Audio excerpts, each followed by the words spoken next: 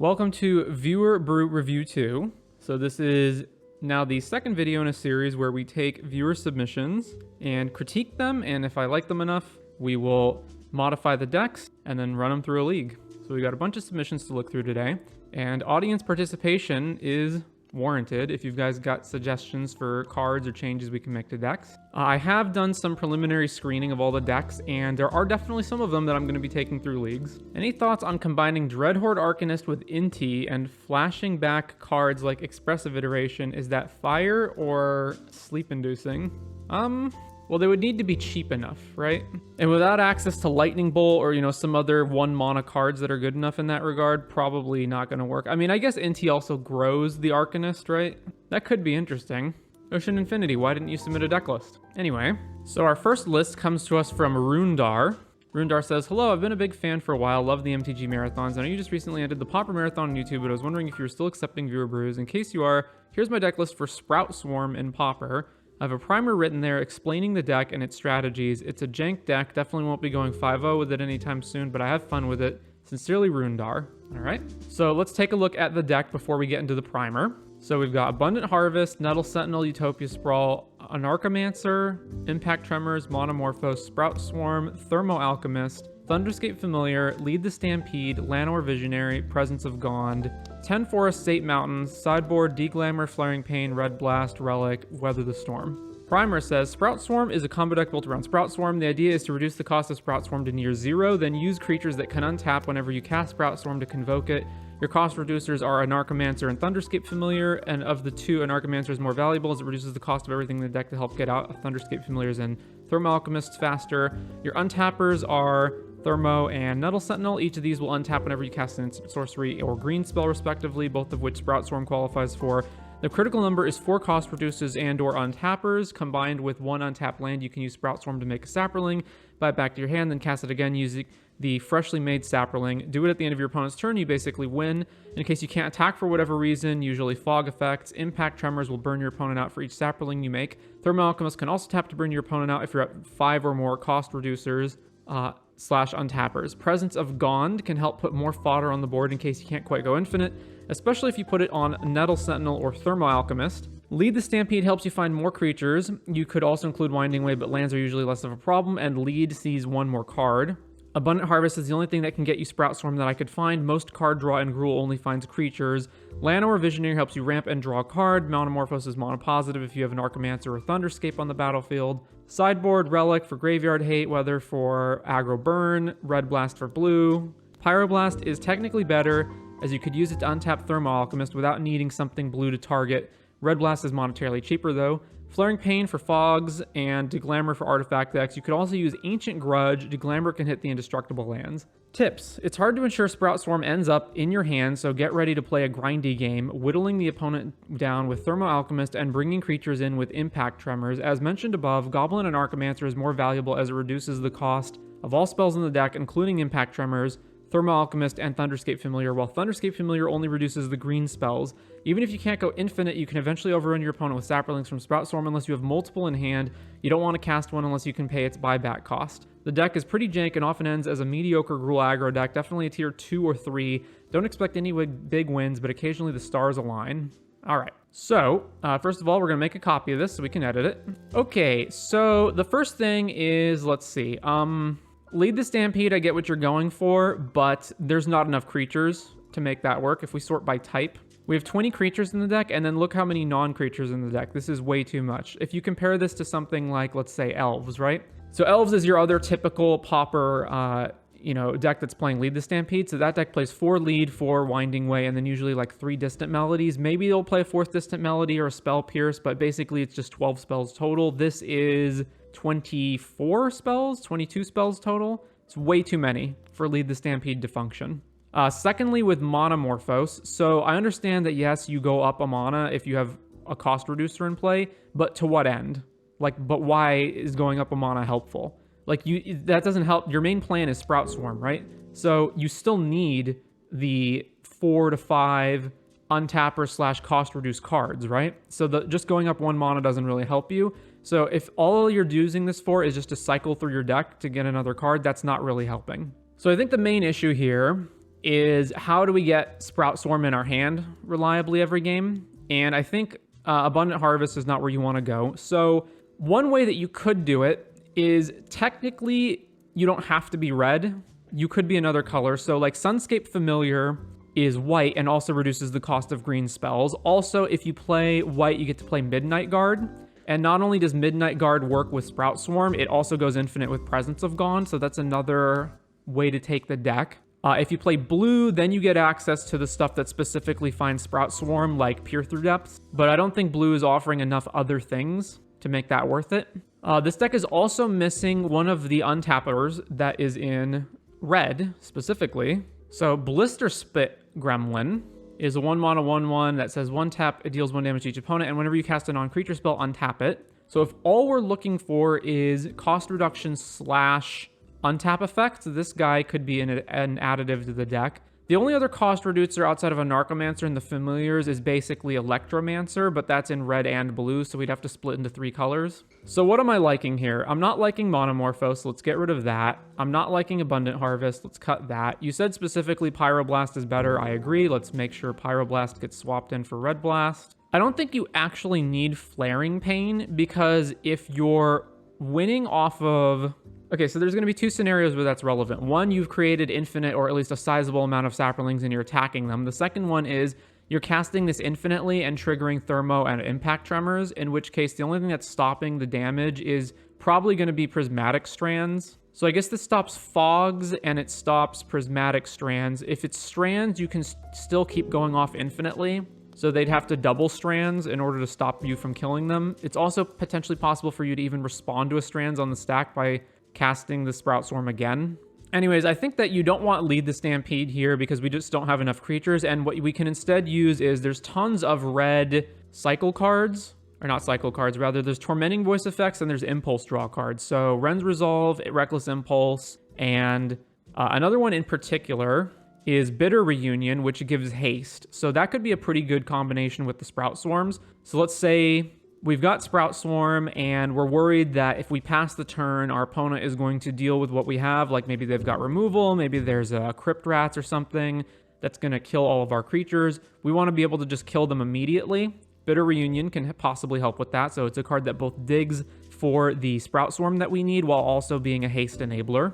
I'm also not sure to what degree we want Impulse Draw versus Tormenting Voice effect, because there's probably going to be times where we can't cast some of this stuff, but at the same time, the fact that we have cost reduction effects means that the Impulse Draw is going to be more valuable in a lot of cases. Preferably, we would want more Narcomancers, but because we want like our red cards to also be reduced, but there just isn't any.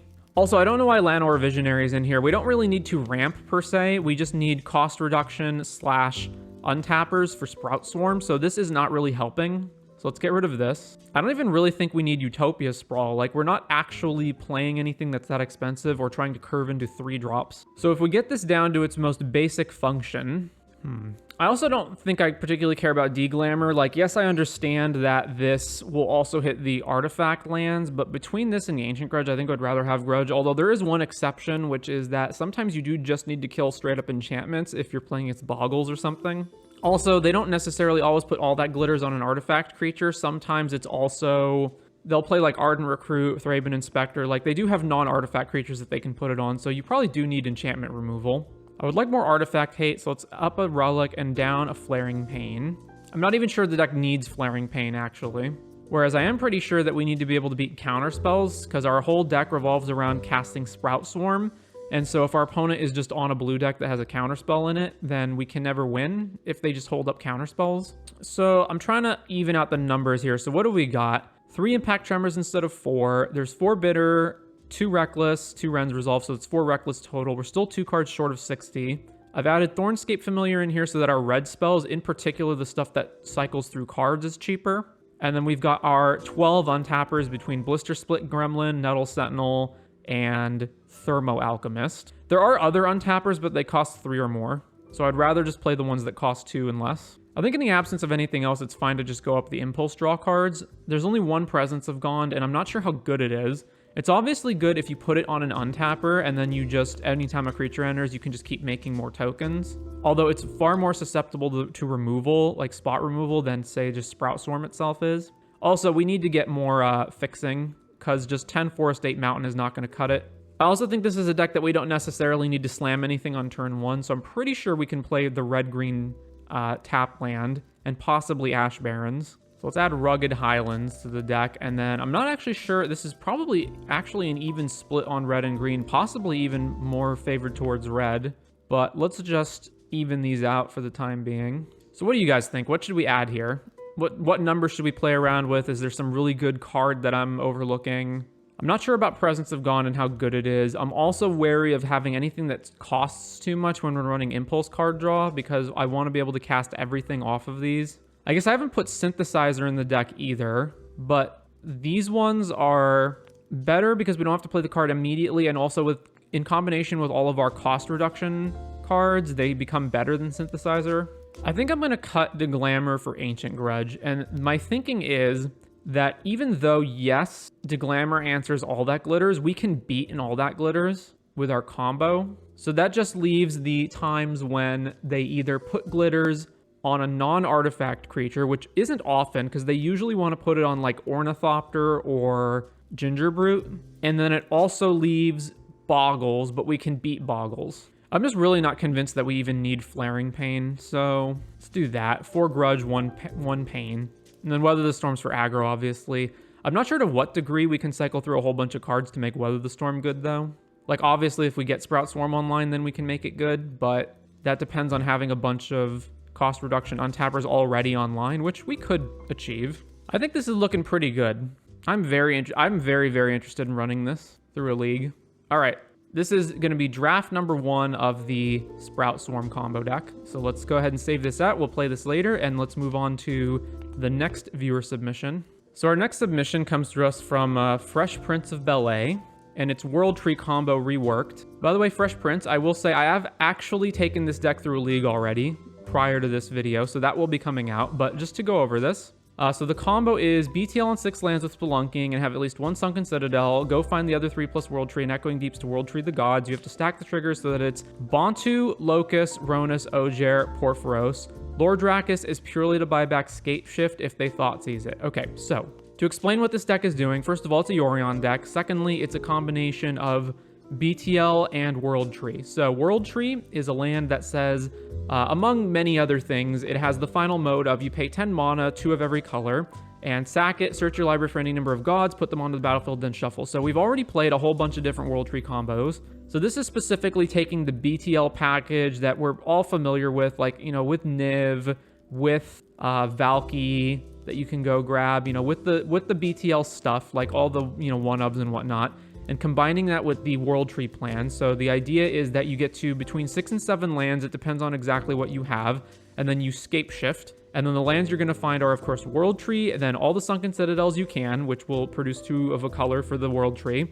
And then if you already had a Sunken Citadel in play when you cast Scape Shift, you can sack one of them, and then Echoing Deeps will be copies of the other ones. So that's why it's between 6 and 7 lands, because it depends on whether you already have a Citadel in play or not. And that will get you exactly the mana that you need in order to activate the World Tree. And if you've got a Spelunking, it will cause all of the lands to enter untapped, which means you can activate them immediately. So how do you actually win?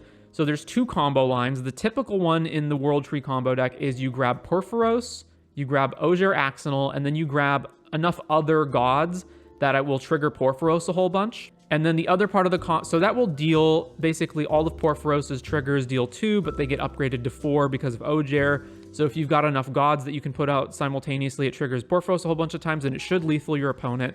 If that's not enough, one of the gods you can grab is Ronus, which doubles the power of all your creatures. So you stack it so that Ronus's ability resolves first. It upgrades Ojer's power to 8, and then all of the Porphyros triggers deal 8 damage. This version of the deck has a secondary combo, which has nothing to do with any of that, and it is Bontu, Locust God, Ojer. So the idea here, I think, is, well, one is that you can put additional creatures into play, which will trigger Porphyros. So let's say your opponent's like Amalia or something, and they've got to like 200 life. This will be a way to get around that, but it can also just kill them regardless. So the idea is you put Ronus, or you put Bantu's trigger, you sack a whole bunch of stuff, doesn't matter what, as long as it's not the gods that you have in play. So you're going to draw a whole bunch of cards with Bantu. That'll trigger the Locust God to put a bunch of 1/1 haster flyers into play. And then Ogier Tack triples the tokens. So however many cards you drew, you're going to create triple that amount of haste flyer tokens. Of course, if you also have Porphyros on top of that, it means that that is also triggering Porphyros, making all of these Locust tokens. If you've got Ronus, you can stack it so that the Ronus resolves after the Bantu trigger, meaning that you make all the insects, then you double all of their powers to 2 power flying insects, and then you can attack with all the insects. So again, it's either way, like Bantu Locust God Ogier Attack or Porphyros Ogier Axonal, either which combines with Ronus to deal additional damage. Typically, you often don't even need Ronus to kill your opponent in one shot with either of these combos, but again, maybe they've gained some life, maybe they're Amalia or whatever, so that is a way that you can just kill them on the spot. So other gods that are typically okay inclusions are Valky, because it's a BTLable god that you can put as the Tibalt on the other side. Clothis is an okay god to play. Like, he's not great, but if you just need another god, especially because of the red pip to get Porphyros into a creature, some versions of the deck will play double Porphyros, and then you use them to trigger each other.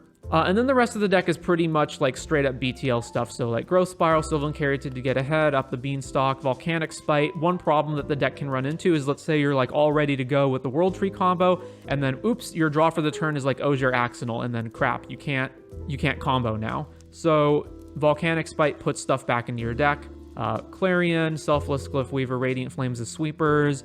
Lord Drakus, as he said, it's a way to get Scape Shift back into your hand in case they like Thoughtseize it or whatever. I don't really find that that's too big of a deal. I don't think you need Lord Drakus in the deck. Then there's like Spelunking, which also maybe ramps if you've got more land. Cycles itself, makes everything come in untapped. Niv Mizzet Supreme is just a way to jumpstart back your BTLs. Like, the fact that you have Niv Mizzet also to jumpstart the Scape Shift, I think means that you don't need Lord Drakus. Verdict, Slaughter Games, Omnath, and then Leyline Binding as removal. So my problem with this version of the deck is, so first of all, I do like combining BTL with World Tree so that you've got a better like alternate plan so that you're not just all in on the World Tree. But my problem with it is the Yorion aspect. I don't think you need, like, having the 20 additional cards is a really big downside. It makes you so much less consistent, especially when you're a deck that's trying to, like, you always want to hit your Sunken Citadels, or actually you don't want to hit your Sunken Citadels. You always want to hit Scape Shift and BTL. You always want to hit Spelunking so that you can, go off on the same turn. Now, Yorion does actually have a little bit of advantages in this deck specifically because, like, you don't want to draw Sunken Citadel because you want to Scape Shift into it. You don't want to draw any of these, like, one-of gods. So there's that aspect to it, but I think it's just worse in terms of overall consistency. There's going to be a lot of games where you just flood because you're drawing lands, or you're just, like, drawing things that you don't want to draw, like Volcanic Spite, and when you really want to just be hitting World Tree combo. Also, the Ogier Porphyros versus Locust God Bantu Tack combos are, like, these are two separate combos that you don't need both of them in the deck, and it just fills your deck up with more trash that is bad when you draw it. So I don't think you need to be playing both of them. So overall, the World Tree combo deck is a deck that is at least a tier 2 deck in Pioneer right now, and it is doing reasonably well, but of course no one can agree on the optimal build of the list. And as I said earlier, I did actually take this through a league, so that video will be coming out. Fresh Prince also submitted Mirror Marvel as a deck. So the idea is, it's an Aetherworks Marvel deck, and in order to ensure that we always hit Aetherworks Marvel, we have Beseech the Mirror as a way to go fetch it. So what's the idea? The idea is you play a bunch of stuff that makes energy, so Attune with Aether, Thriving Turtle, Rogue Refiner, Servant of the Conduit, Woodweaver's Puzzle Knot. You get to turn 4, or maybe turn 3, but probably turn 4. And the idea is you immediately play Marvel or Beseech the Mirror for a Marvel while you have 6 energy, and then you're going to spin the Marvel, and you're going to hit some big payoff card to immediately win the game. So my problem with the deck is twofold. First of all, are you even going to consistently have the energy by turn 4? I'm not sure about that. Secondly, you don't have enough things to Beseech. So you specifically need to Beseech Artifact, Enchantment, or Token. And the only things that you have early on to Beseech is Woodweaver's Puzzle Knot and the food token that Goose makes, and that's it. You have nothing else on 3 or less that you can actually sack to Beseech the Mirror, and that's just not enough. Then my second problem is, what are you marveling into? So let's assume that everything goes correctly, right? You generate 6 energy, you play Marvel on turn 4, you spin it. What are you actually hitting? So one of the things with Marvel is that, unlike other combo decks, like say Lotus Field into Emergent. When you Lotus Field into Emergent, you basically just win the game. Like, there's really no combination of cards that you can grab with Emergent Ultimatum that you're not just going to win the game immediately. When you spin Aetherworks Marvel, you can't just have like 4 of your payoff because you need the payoff to be in your top 6. So you actually need a lot of expensive cards in the deck that you can't play without Marvel. So that eats up a ton of equity in your deck. I'm not sure this is enough, but let's just say it is. What are you actually marveling into that you are going to win the game with, right? So I see that the idea here is that we're going to draw our whole deck with Enter the Infinite or Peer into the Abyss, and then Borborygmos, fling all the lands at our opponent, win the game. How do we actually do that? If we marvel into just a Borborygmos, then we haven't drawn our deck. If we marvel into Peer or Enter the Infinite, we do draw a whole bunch of cards, but then we don't have the mana to actually do anything with it. And we're going to have to discard to hand size, and then the Borborygmos isn't going to win.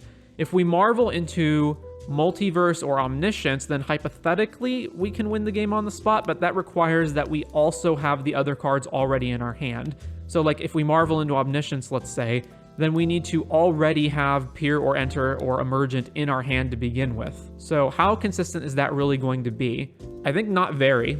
So I think what's more likely is that we play cards like Emrakul and Ulamog that are cards that they don't technically win the game on the spot when we marvel into them, but they basically win the game, or like it's good enough. So things more along that regard. If we really are on the all-in plan of let's do this, then I think we need to more consistently hit Omniscience. So let's rework this. So let's look over the best energy cards. I understand Thriving Turtle is like, it makes 2 energy for only 1 mana, so that's pretty good. What else? But Theorist makes 3 energy, which, like, I think the more energy trumps the lower cost. There's also Sage of Shayla's Claim, right? So either of these guys will do. There's also Aether Torch Renegade on 3 to produce quadruple energy, but his abilities just aren't very good. His stats aren't good either. And then we also have to keep in mind that we have to have beseechable targets, right? So we have to have things that we can beseech away.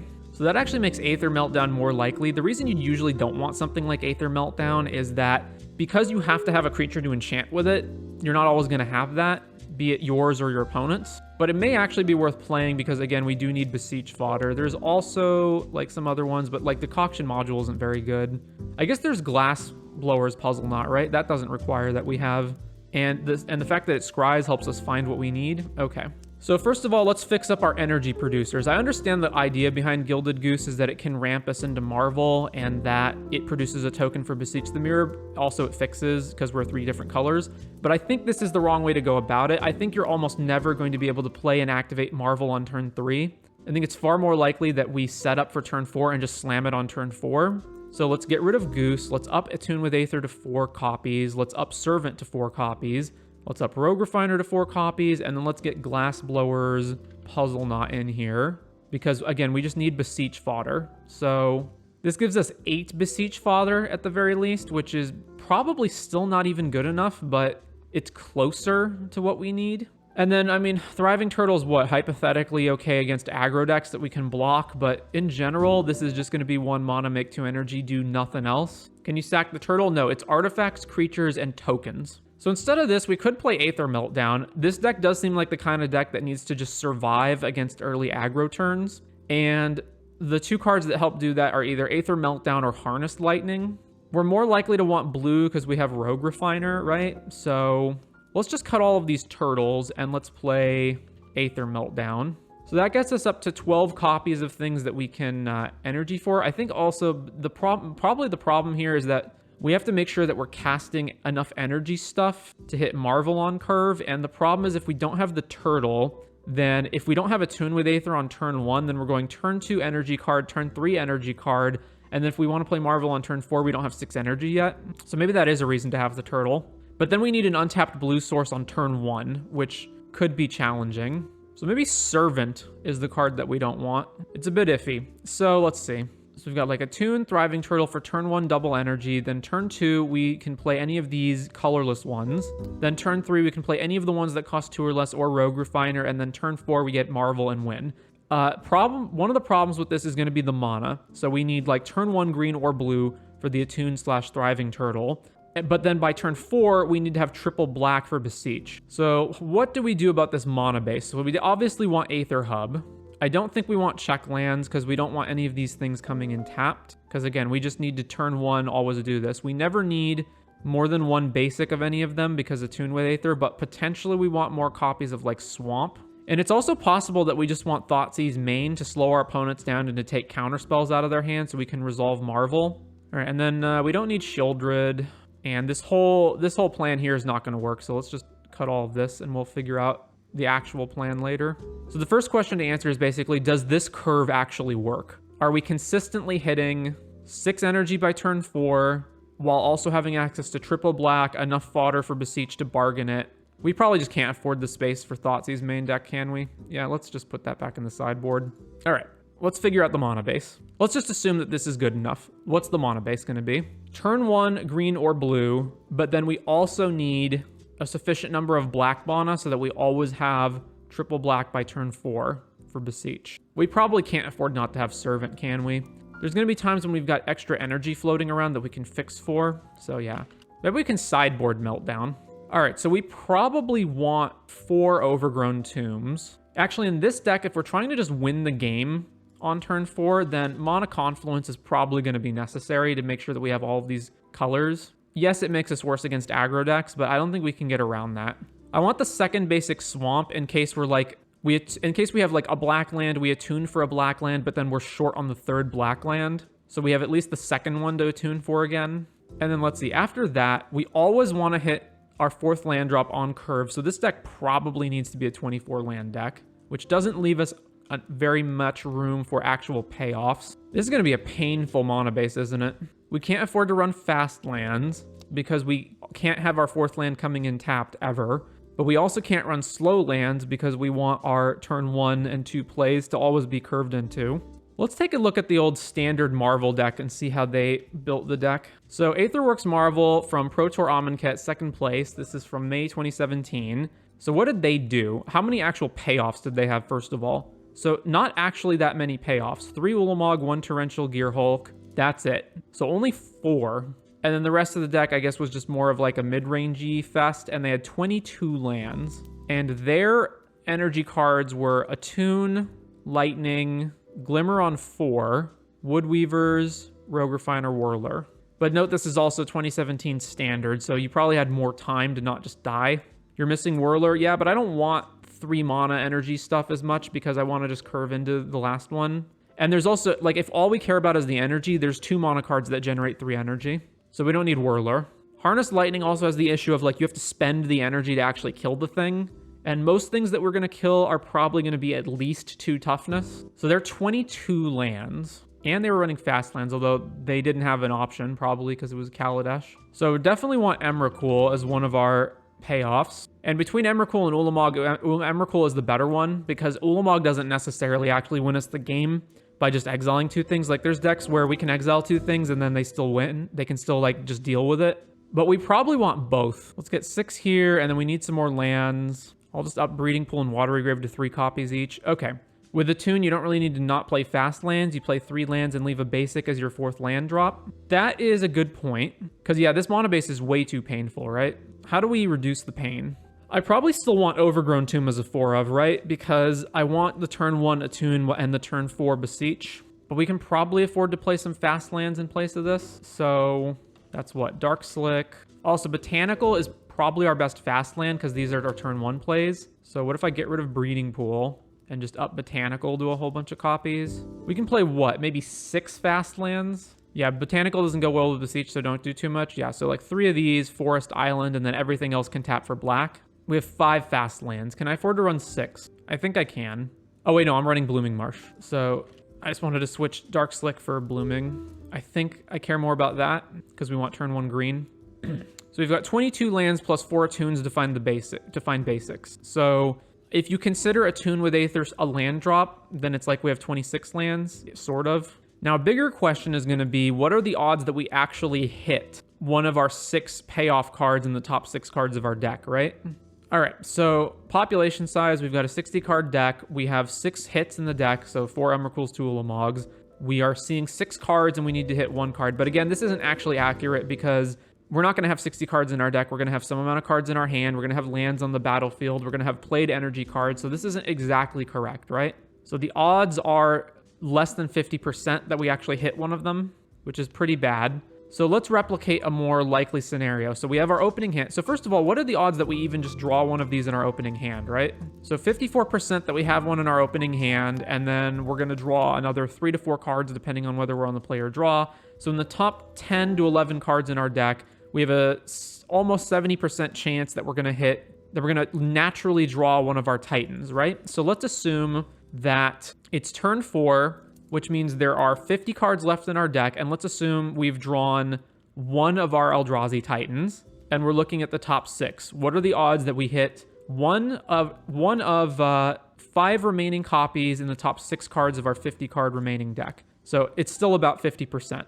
And 50% where we jump through all of these hoops trying to get to Marvel, and then we can still brick is pretty bad. So how many copies of the payoffs do we need in our deck before this percentage is good enough to keep, right? Preferably we would want it to be like 90%, but we're not going to get there. So let's just say, like, how much do we realistically have in our deck to where this is still viable, right? So it looks like the amount of cards left versus the amount that are in our deck is basically the same thing. So what if we have 8 payoffs in our deck? Then what are the odds? 60%, which is still kind of bad. 80% seems good enough. That is probably acceptable, but man, it's going to take a while to get there. What if we have 12 payoffs? So even at 12 payoffs, we're still only at 76%, which is just not good enough. And that means we have to shave stuff. So let's see. Okay, so I think it's possible to cut Rogue Refiner because it is the card that is the most expensive for the least amount of energy in terms of the ratio. So we could possibly cut these and get us up to more copies of our payoffs. But even then, we're still pretty iffy on actually being able to win, right? I think because we want turn 1 green so much, I'm more likely to want to switch this around. So let's not play Dark Slick. Let's up a Blooming Marsh, and then let's down a Tomb, up a Watery Grave. Okay. I think that's probably better in terms of the color distribution. We need ways to pitch or loot the Marvel hits in hand. Cards like Fable, Inti. Yeah, because like if we just draw Ulamog or draw Emrakul, we can't actually cast them. So they're just dead cards in our hand. And they're just better overall cards that can win a normal type of game. See, that's kind of why I don't want to cut Rogue Refiner. Like a 3-mana 3/2 that draws a card is decent-ish. Yeah, the problem with running like Fable is that it doesn't contribute to the Marvel plan. It does sort of contribute to the Beseech plan in the sense of it gives us a token to sack, but also that means we're branching into yet another color, which is going to make the mana even worse. So preferably what we would want is, we would want big payoffs that are actually castable, that like, even if we draw them, we can still play them normally. Emrakul's not going to cut it because the only things that we're getting into our graveyard are sorcery, probably a creature will die at some point. We can get an artifact into our yard, and then that's really just 3 types, and so Emrakul is basically still 10 mana. I think Beseech is the cut. You're blue-green splashing for a triple black card, go with a rug base. Yeah, but then how are you consistently hitting Marvel on turn 4? Like, that's the issue, right? So one option would be to include Glint Sleeve Siphoner, since it's just a card that can help us. It's sort of a Dark Confidant-ish card. Like, one option would be not go all in on the, like, just hit the Marvel plan and try to be more of a mid-range deck that just happens to have Marvel in it. I was looking to see if anyone else had posted a Marvel list at any point in the past few months, but it doesn't look like they have. What about just user submissions? Not even that. Mid-range deck that has a top-end oops, I just win the game card 53% of the time, maybe. So instead of Beseech, we would run Glint Sleeve. I think the problem is just finding the room for all of this, right? All right, what if our payoffs are like 5 mana to 6 mana creatures or planeswalkers that can also like realistically win the game, but are more castable when we don't Marvel into them, right? Does Valky work? Can you Valky off of Beseech? Search the library for a card, exile it face down, then shuffle. If the spell was bargained, you may cast the exiled card without paying its mana cost. If the spell's mana value is 4 or less, put the exiled card into your hand if it wasn't cast this way. I don't actually know. You apparently cannot. So, the original submission did have a Shieldred in the deck, which I think I understand. It's basically like, what if you have Beseech, but you don't have 6 energy? You want like a 4-drop that you can go grab that's going to maybe stabilize. So I do understand the idea behind Shieldred. So that's probably viable. Like, you want at least one thing that you can go tutor up, right? Elder Gargaroth might be decent, but there's just a lot of removal running around.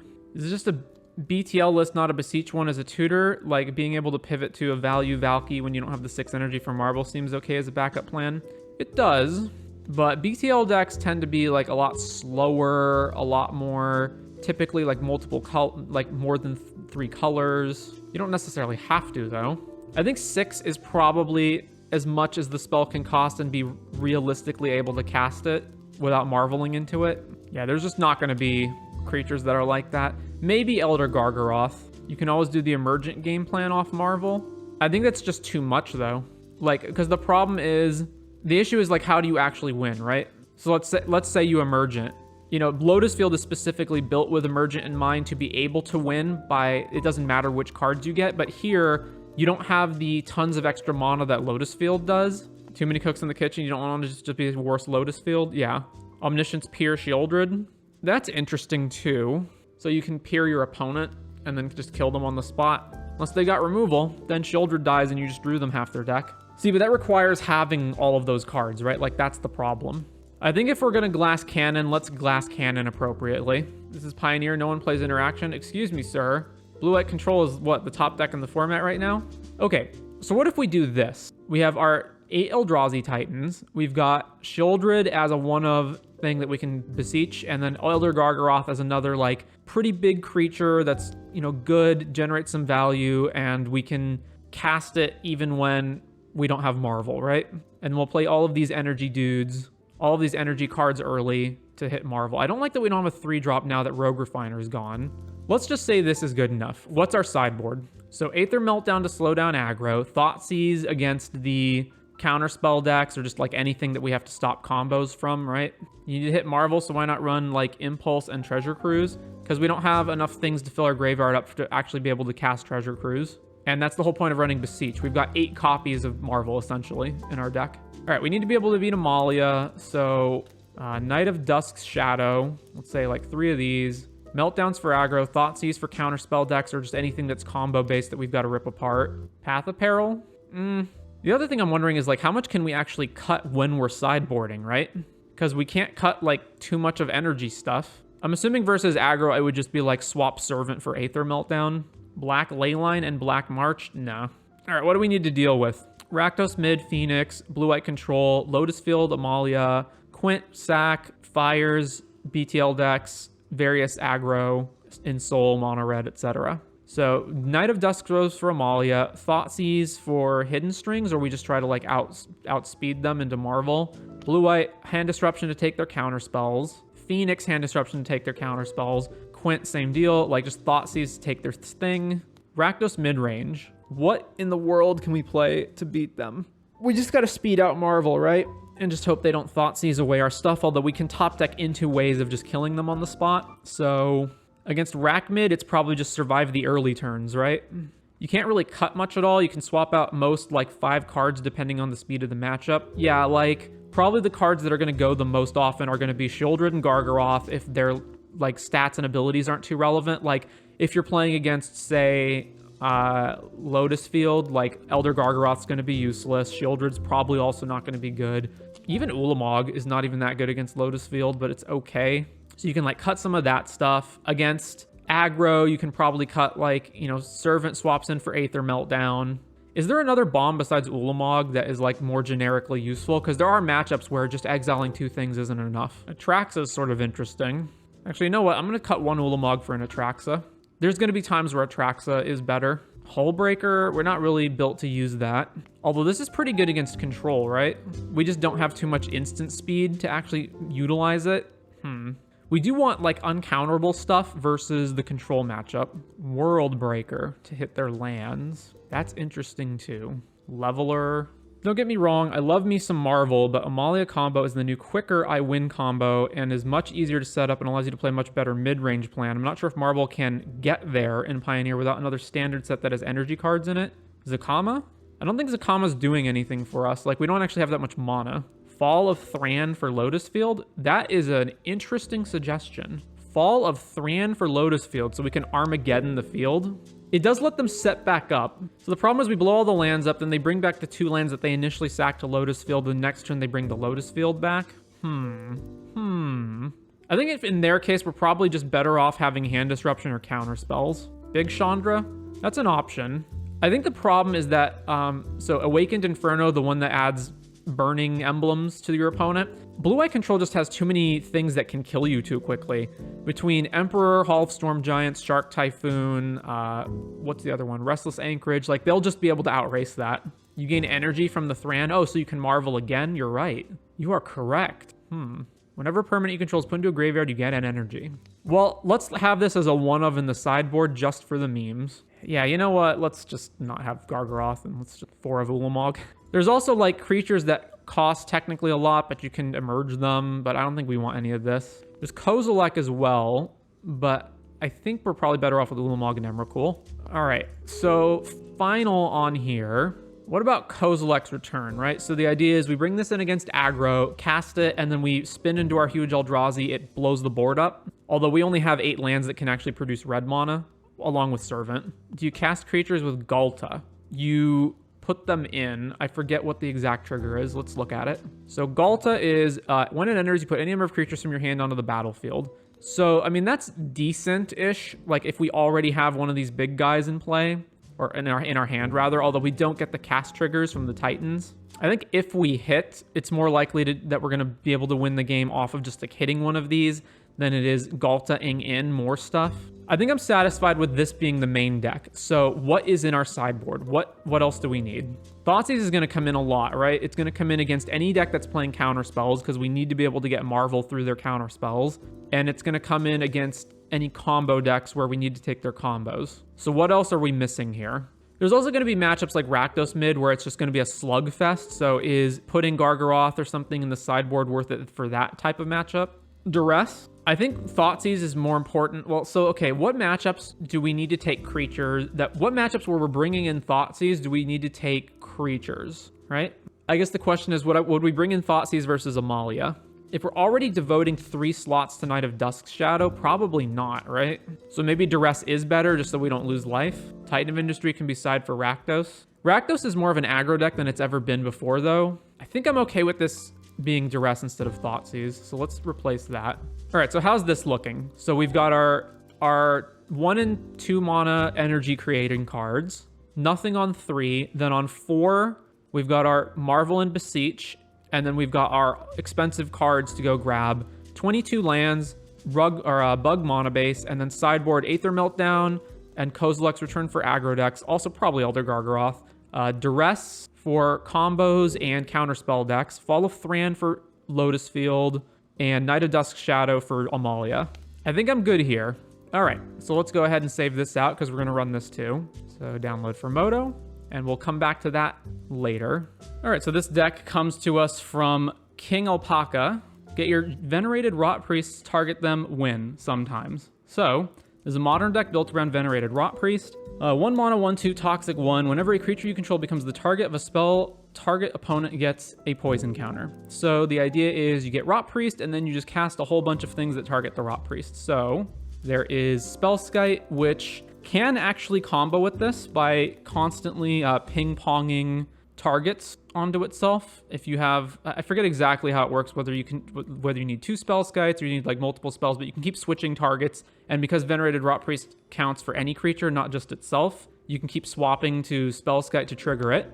Of course, you probably want to drop Rotpriest and then win the game immediately. So that is grounds for some free stuff. So Gut Shot and Mutagenic Growth. So also in this deck is, let's see, March of Burgeoning Life is, it's the green March, and it's choose target creature with mana value less than X, search your library for a creature card with the same name as that creature, put it on the battlefield, tap then shuffle. So if you pay 2 mana, you can go, or rather, it's less than X, right? Target creature with mana value less than X. So you need to pay either 3 or you need to pitch a green spell in your hand, and it can go find additional copies of Rotpriest, or I guess Spellskite, but probably you're going to get the second Rotpriest, because with multiple Rotpriests, you can then double trigger on every target. Obviously, we want ways of protecting the Rotpriest from removal, so March of Swirling Mist and Wild Shape can turn it into a 1/3 turtle with Hexproof, Spell Snare and Spell Pierce. I don't know why the Duress Down is in here, but sure. And then Archdruid's Charm from the new set, which is search your library for a creature or land, reveal it, put it on the battlefield, it's tapped if it's a land, otherwise put it in your hand.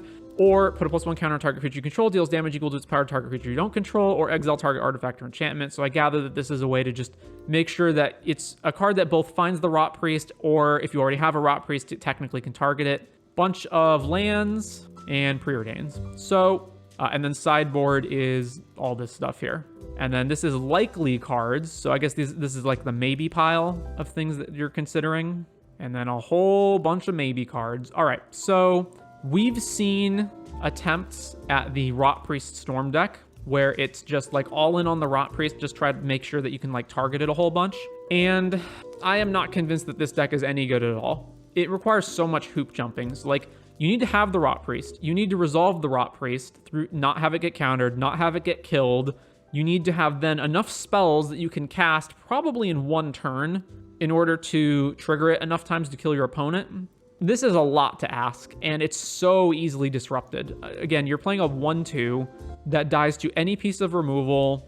You need to trigger it 10 times, unless you get multiple Rotpriests, but even then, 5 times. The other cards, the cards that I also just find extremely questionable in this are Dress Down, Spell Snare, March of Swirling Mist. There's just better ways of protecting your guys. I get that it protects your guy also from like other types of removal that aren't just targeted like Edicts or Sweepers, but just play like Vines of Vastwood or some other more easy to play protection effect. And then Counterspell, that's like, this is another one that like, why are we running Counterspell? Like the deck is probably super low to the ground, all in on just resolve Rotpriest, protect it, trigger it a whole bunch. You just can't be affording to run double blue for Counterspell. And then similarly, like Archdruid's Charm, this is just way too expensive. So I'm paying 3 and then another 1 to go find and cast Rotpriest, or I'm paying 3 to trigger it 1 time. That just seems horrible. I remember the month that Gruul Rotpriest was the hotness during RCQ season last year for Modern. The deck was scary if you didn't play white, but outside of that, it was easy to counterplay. Yeah. Obviously, like the sideboard could use a bunch of tweaking too, but I just think this is not worth it. It's a lot to go in on, and it's very easily disrupted. And it's not even a deck like Charbelcher, let's say, where like, okay, sure, your opponent can disrupt you, but if they don't, then you just win the game. You don't just win the game if you resolve Rotpriest. You then need a whole bunch of other things to go right as well on top of that. Also, and I'm just going to say this, Modern is the second worst format in the game right now. The only reason it's not the worst is because Vintage exists. I would need to really, really like a Modern deck to run it through a league, and this is not going to cut it. But thank you for your submission anyway, King Alpaca. This next submission comes to us from a Wakaru Lane, or Largefish. Blue-green aggro, it's less janky than it looks, and this is apparently a Pioneer deck. So blue-green aggro. So what do we got? On the ones, I have actually previewed all of these decks ahead of time, but you know that doesn't mean I necessarily remember them all exactly. So 19 lands, blue-green. What do we got? Cenote Scout, Cloudfin Raptor, Cogwork Wrestler, Experiment 1, Giant Growth Might of the Masses to pump, Ovia, Spell Pierce, Spyglass Siren, then Moon Circuit Hacker, then on 3, Brazen Borrower, Referee Squad, 3 mana 2/2 Convoke Vigilance. When it enters, tap a creature an opponent controls and stun it, and Tidebinder. Okay, I really don't like this deck, and it's for a number of different reasons. So first of all, this just seems like a random mishmash of draft chaff, and none of these cards are really working together. So you've got cards like, you know, let's say Cloudfin and Experiment 1, right? But then you also have creatures that are not actually pumping them, like Cenote Scout doesn't get the counter until its trigger resolves, so the Cenote Scout doesn't pump either of them. The Spyglass Siren doesn't pump either of them. Ovia, I guess, pumps them. So you just have a lot of creatures that are never going to get pumped. I have no idea why Cogwork Wrestler is in the deck at all. Like, this is a card that's more for defense and for, like, tempo decks, where this seems more of an aggro deck. And then, like, Giant Growth and Might of the Masses are just whatever. Spell Pierce, so Spell Pierce for aggro, this is good in decks that are trying to, like, protect one specific thing, right? So, like, Ensoul Artifact, or, I know it's not Pioneer, but Ragavan, you know, you're trying to resolve one really important threat and protect it. What do I care if my opponent, you know, bolts my Cenote Scout? Like, who cares? Why am I running Spell Pierce? Then, I mean, I guess it's sometimes useful. Like, you can Spell Pierce a Copter or a Fable, but eh. And then your curve is awful. Like, you have got all these 1-drops, and then your 2-drop doesn't exist. It's Circuit Hacker, which you want to ninja in anyway. The only thing you actually have on 2 is Brazen Borrower, which is not even good either. And because you're blue and green, you don't actually have a way to deal with anything that's resolved. So like, you don't have red burn for reach or to get rid of stuff. You don't have the white removal spells. You don't have black for Thoughtseize. This guy, like, okay, you can play I guess you're convoking this, so it depends on how much mana it is. But like, let's say you convoke it for, I don't know, 2. You can play a 1 mana 2/2 Vigilance that like stuns an opponent's creature. Who cares? There's actually a better convoke guy than this on 4 mana that flies in as a 3/3 if you wanted to play that instead. I do have a favorable Moto League record with the deck, by the way. Spell Pierce is incredible in Pioneer right now. The curve is based on convoking or ninjaing. It just, like, it does not look good. Zephyr Singer is total ass. It's just too slow. Okay, explain to me, you've got, like, Experiment 1 and Cloudfin Raptor, right? But then hardly anything actually triggers it. And on top of, like, either of them. And then on top of that, you've also got, like, Ninja, and you want to Ninja stuff back to your hand. So, like, you don't want to Ninja these guys because then you de-evolve them. Ovia is like this really slow creature that you need a bunch of mana to activate. This seems not great. Yeah, they're the weak link. I mean, like, there's better 1-drops than you can play that are in Pioneer than just these guys even. I just need 1-drops for ninjas and convoke. Here, so even within Pioneer, hang on, power greater than or equal to 2. So even within just Pioneer, you have multiple green 2/1s for 1. So like Ascendant Pack Leader, 2/1 ETBs with a +1 counter if you control permanent with mana value 4 or greater. Yeah, that's not going to be the case whenever you cast value 4 or greater, but it's at least a 2/1 and it's not Cloudfin Raptor. There's also, obviously you can't play Delver, but there's like Kessig Prowler's a 2/1. They're worse than Experiment 1 though, are they? The cards you put into play, you want them to stay there and actually evolve. What are you evolving with though? So you've got some 1/2s on 1, and Moon Circuit, I guess, will trigger them. And then Brazen and Tishana's can trigger them the second time, and then after that, you can't trigger them anymore. So at best, your Experiment 1's a 3/3 after playing multiple other cards. I am not sold enough on this to run it through a league. See, so I'm looking at this deck, and I'm looking for, like, what's the selling point, right? Because, so if you think about, like, all the other aggro decks, you know, what are the other aggro decks? It's, like, humans, whether it be mono white or multicolor humans. There's, like, mono red. There's Rakdos Aggro, either just straight up Rakdos Aggro or sack decks, or just straight up Rack mid, but just with the more aggro bent that it has now. There's like Boros Convoke, there's Boros Pia, there's mono black aggro. So all of those decks will have some sort of selling point, right? Like Boros Convoke, you know, you can play a bunch of these like big 4/4s really fast. Red aggro, you have creatures with haste. You've got burn spells that have reach that can target defending creatures to get rid of them. Black, you get access to Thoughtseize. You get access to creatures that are recursive that can come back from the graveyard. Maybe some card draw with like Gix, for example. If you've got like Ensoul Artifact, boom, you get a 5/5 on turn 2 that is oftentimes indestructible. You know, there's like some selling point to all these decks. So I'm looking here and I'm looking for like, what is the selling point? And I'm not seeing it. The selling point is that turn 2 ninja or 3 1-drops and squad is extremely strong, but the deck does look like a trash fire. Is there no better pump spells to play than these things? I don't like the hexproof ones because protecting 1-drops isn't worth it. Wait, isn't Get a Leg Up just straight up better than Might of the Masses? Hang on. I guess you might not have updated this with Karlov though, right? Yeah, okay, so it's not updated to Karlov. So this is just replacing Might of the Masses. I mean, like, do you have a video of this? Or like, what is your average record with this deck? The deck just feels like someone wanted a draft deck to take to Pioneer FNM. Yeah, outside of like Tishana's and Brazen, and I guess like the lands, definitely seems like it. The deck is pretty cheap too, relatively, like $200. Well, you know what? I appreciate your initiative here. Keep working on it. Anything I could say about the land base? Not really. This looks fine. All right, well, moving on. This next deck comes to us from Alexander Daniels, Funny Modern Balls, or MaboTofusauce. So this is, I gather, a deck that is built around Lightning Skelemental. This is one of my favorite cards to have tried to brew around, and I have personally tried to brew around Skelemental before, and it has not gotten there, but let's see what you're doing here. So Flamekin Harbinger to go fetch elementals. I guess primarily the main synergy here is Thunderkin plus Skelemental, right? Then there's Bolts, Thoughtseize, Unearth to get back to Skelemental or Thunderkin. Village Rite, because you're going to sack Elemental anyway, so may as well sack it to draw some cards. Smoke Braiders, Thrill possibility. Let's see. Call the Death Dweller, again, another reanimation card.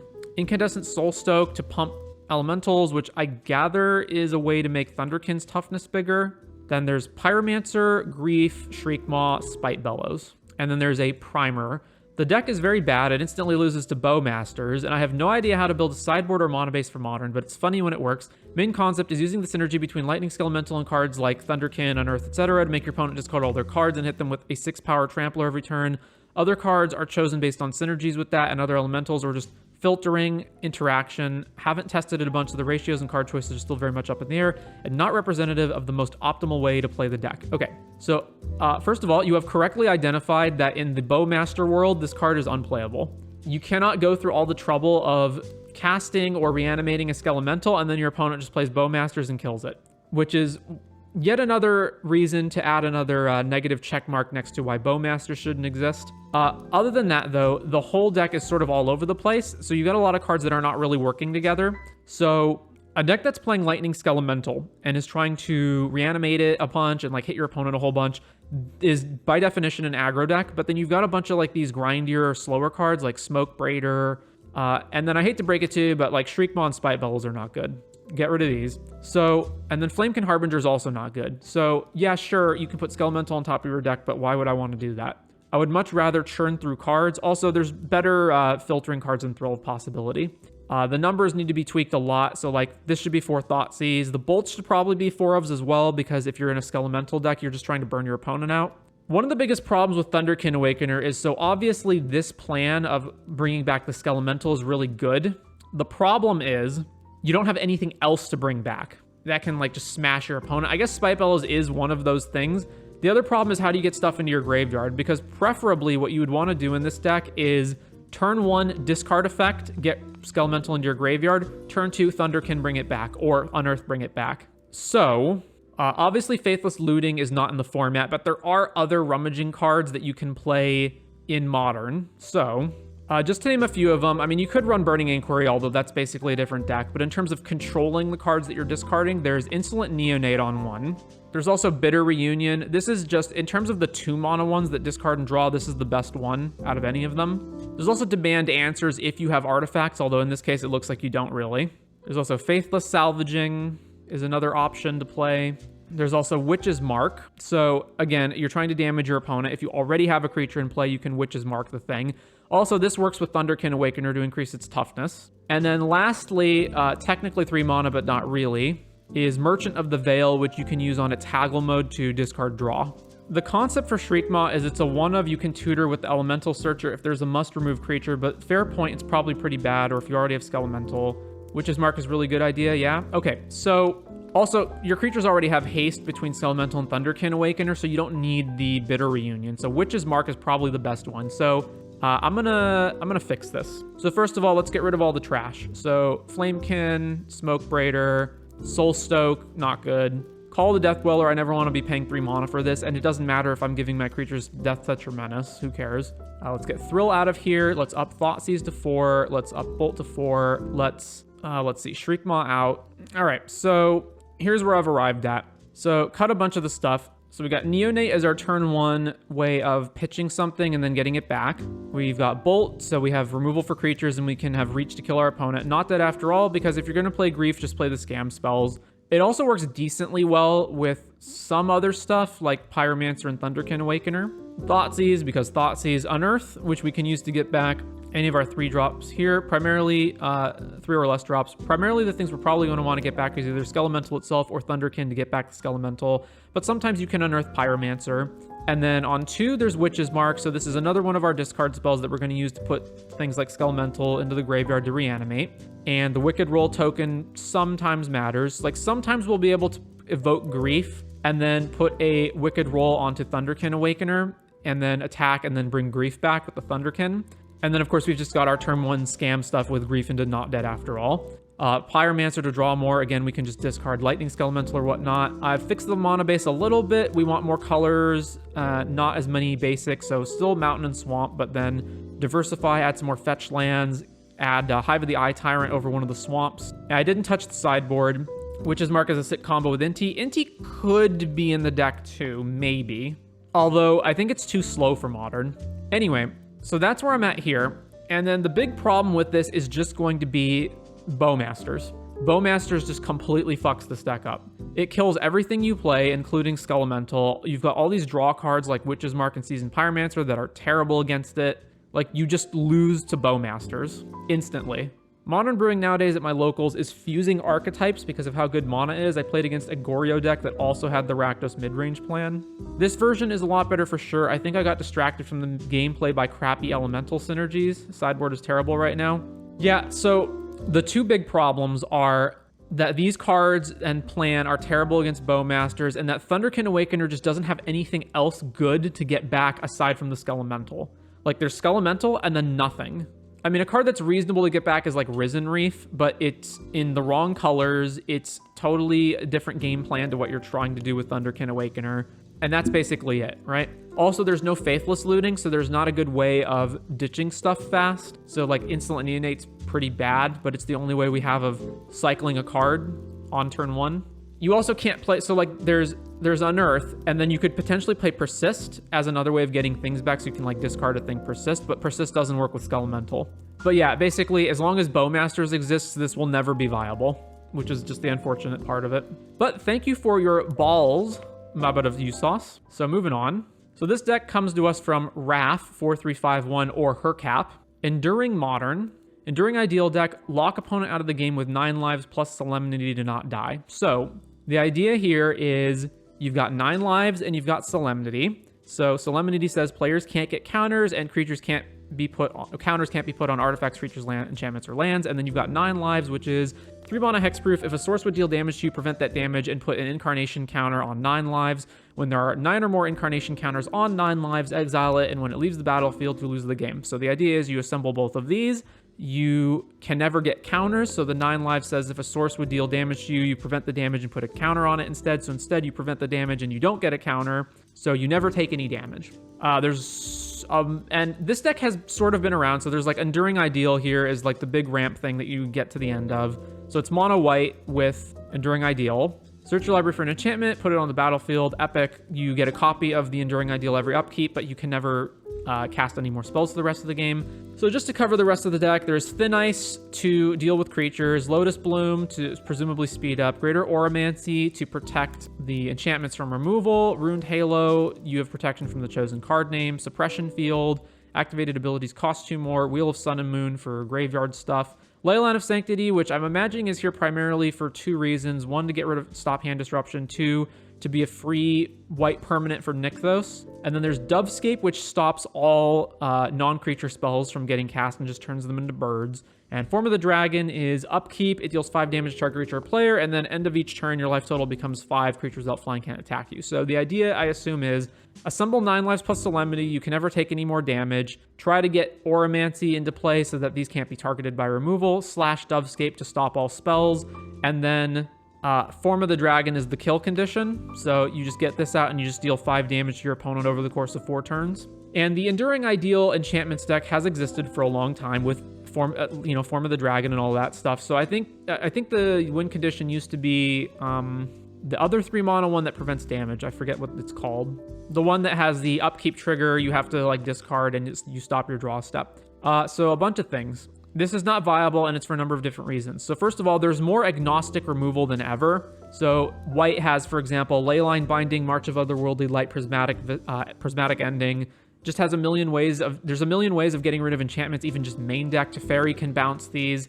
Yes, you have Greater Auramancy, but that doesn't mean you always have it. Secondly, artifact enchantment removal, really good nowadays. There's like Force of Vigor, Besaju's in every deck, of course. So being able to get to 3 mana and assemble all of these on time is pretty iffy.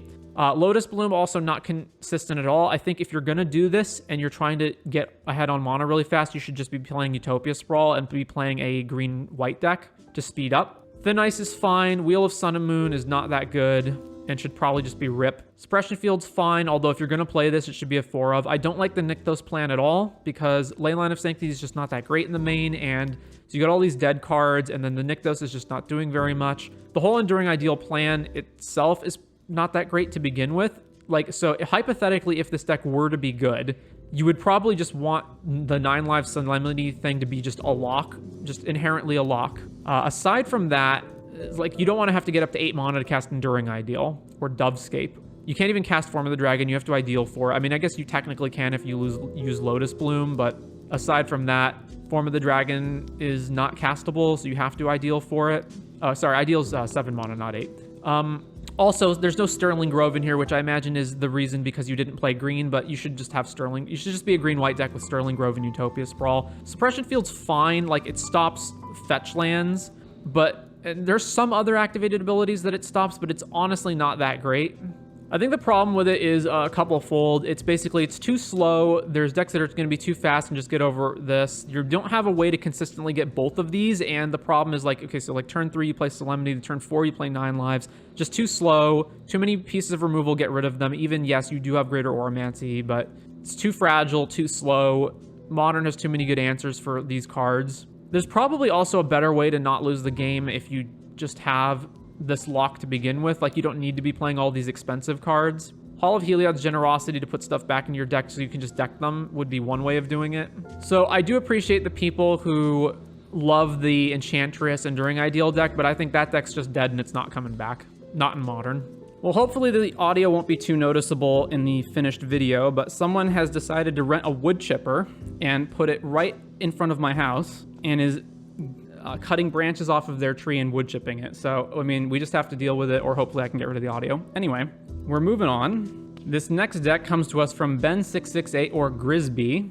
Reverse life gain deck designed to specifically dumpster Amalia, Phoenix, and Lotus. Lots of discard available to beat up on control too. So it is a Tainted Remedy deck, which is if an opponent would gain life, the player loses that much life instead. And then, so some of the ways that they can gain life are lay down arms, devour flesh, and I think that's basically it, right? And then the rest of the deck is kind of like angels.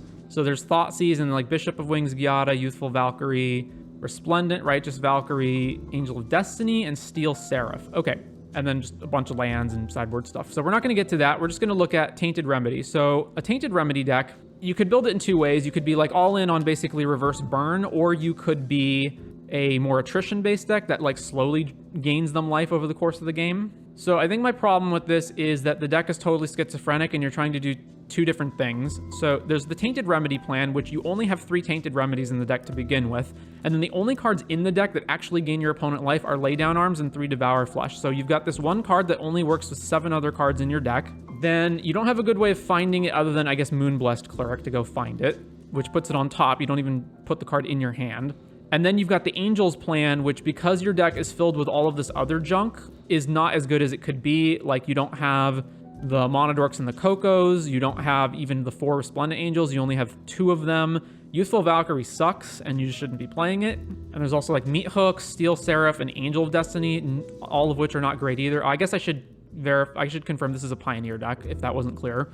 I've tried to build Tainted Remedy before as well, and there's also another card, Reign of Gore, but that card's only legal in Modern, and so for Modern, it's just not fast enough. So you got to decide what you're doing here, and if the plan is build around Tainted Remedy, you really want to build around Tainted Remedy. Unfortunately, I think regardless of how you build around Tainted Remedy, it's too slow. Playing a 3-mana enchantment that does nothing the turn you play, and then trying to play a bunch of life gain stuff. And the thing is, life gain cards are just actually not that good. You would think that gaining your opponent life would be an effect that is relatively easy, but there's actually not that many good ones.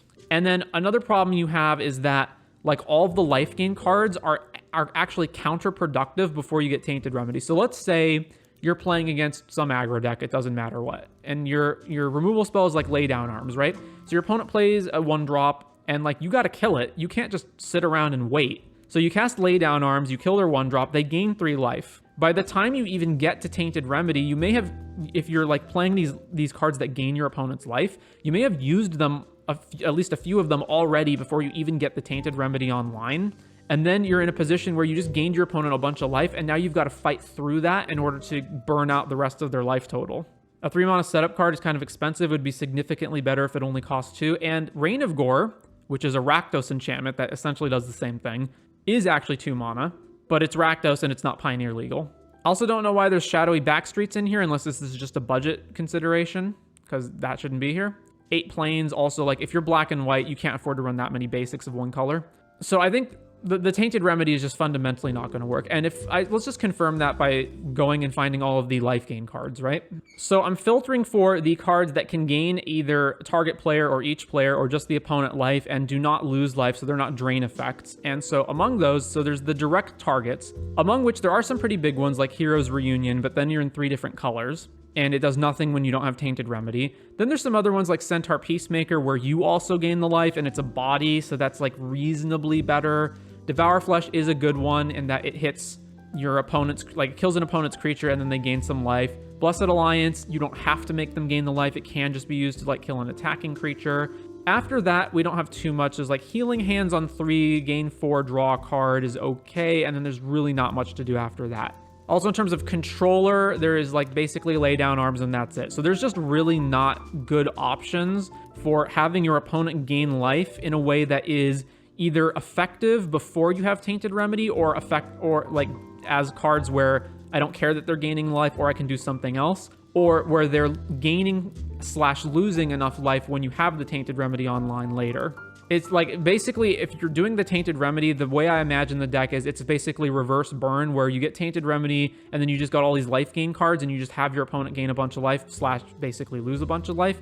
But the life gain cards are just not good enough for that purpose. In terms of getting Tainted Remedy, there's like Idyllic Tutor is a way to just fetch it. And that's kind of it. In which case you're paying 3 mana to not even affect the board. Anyways, thank you for this submission, grizzb. All right, so our next submissions, this is 2 different versions of the same thing, and it is from marlmachine / Bird Denier. I've been workshopping Boros Burn for the new standard cycle, so here's 2 lists. The former is my personal favorite at the moment. So they do say it's for standard. I'm going to caveat here and say that I don't care about standard, but I can at least look at them. So this is the first version. So Swift Spear, PNLR, Synthesizer, Reckless, Kumano, Play with Fire, Shock, Lightning Helix, Lightning Strike, Ren's Resolve, Stoke the Flames, bunch of lands.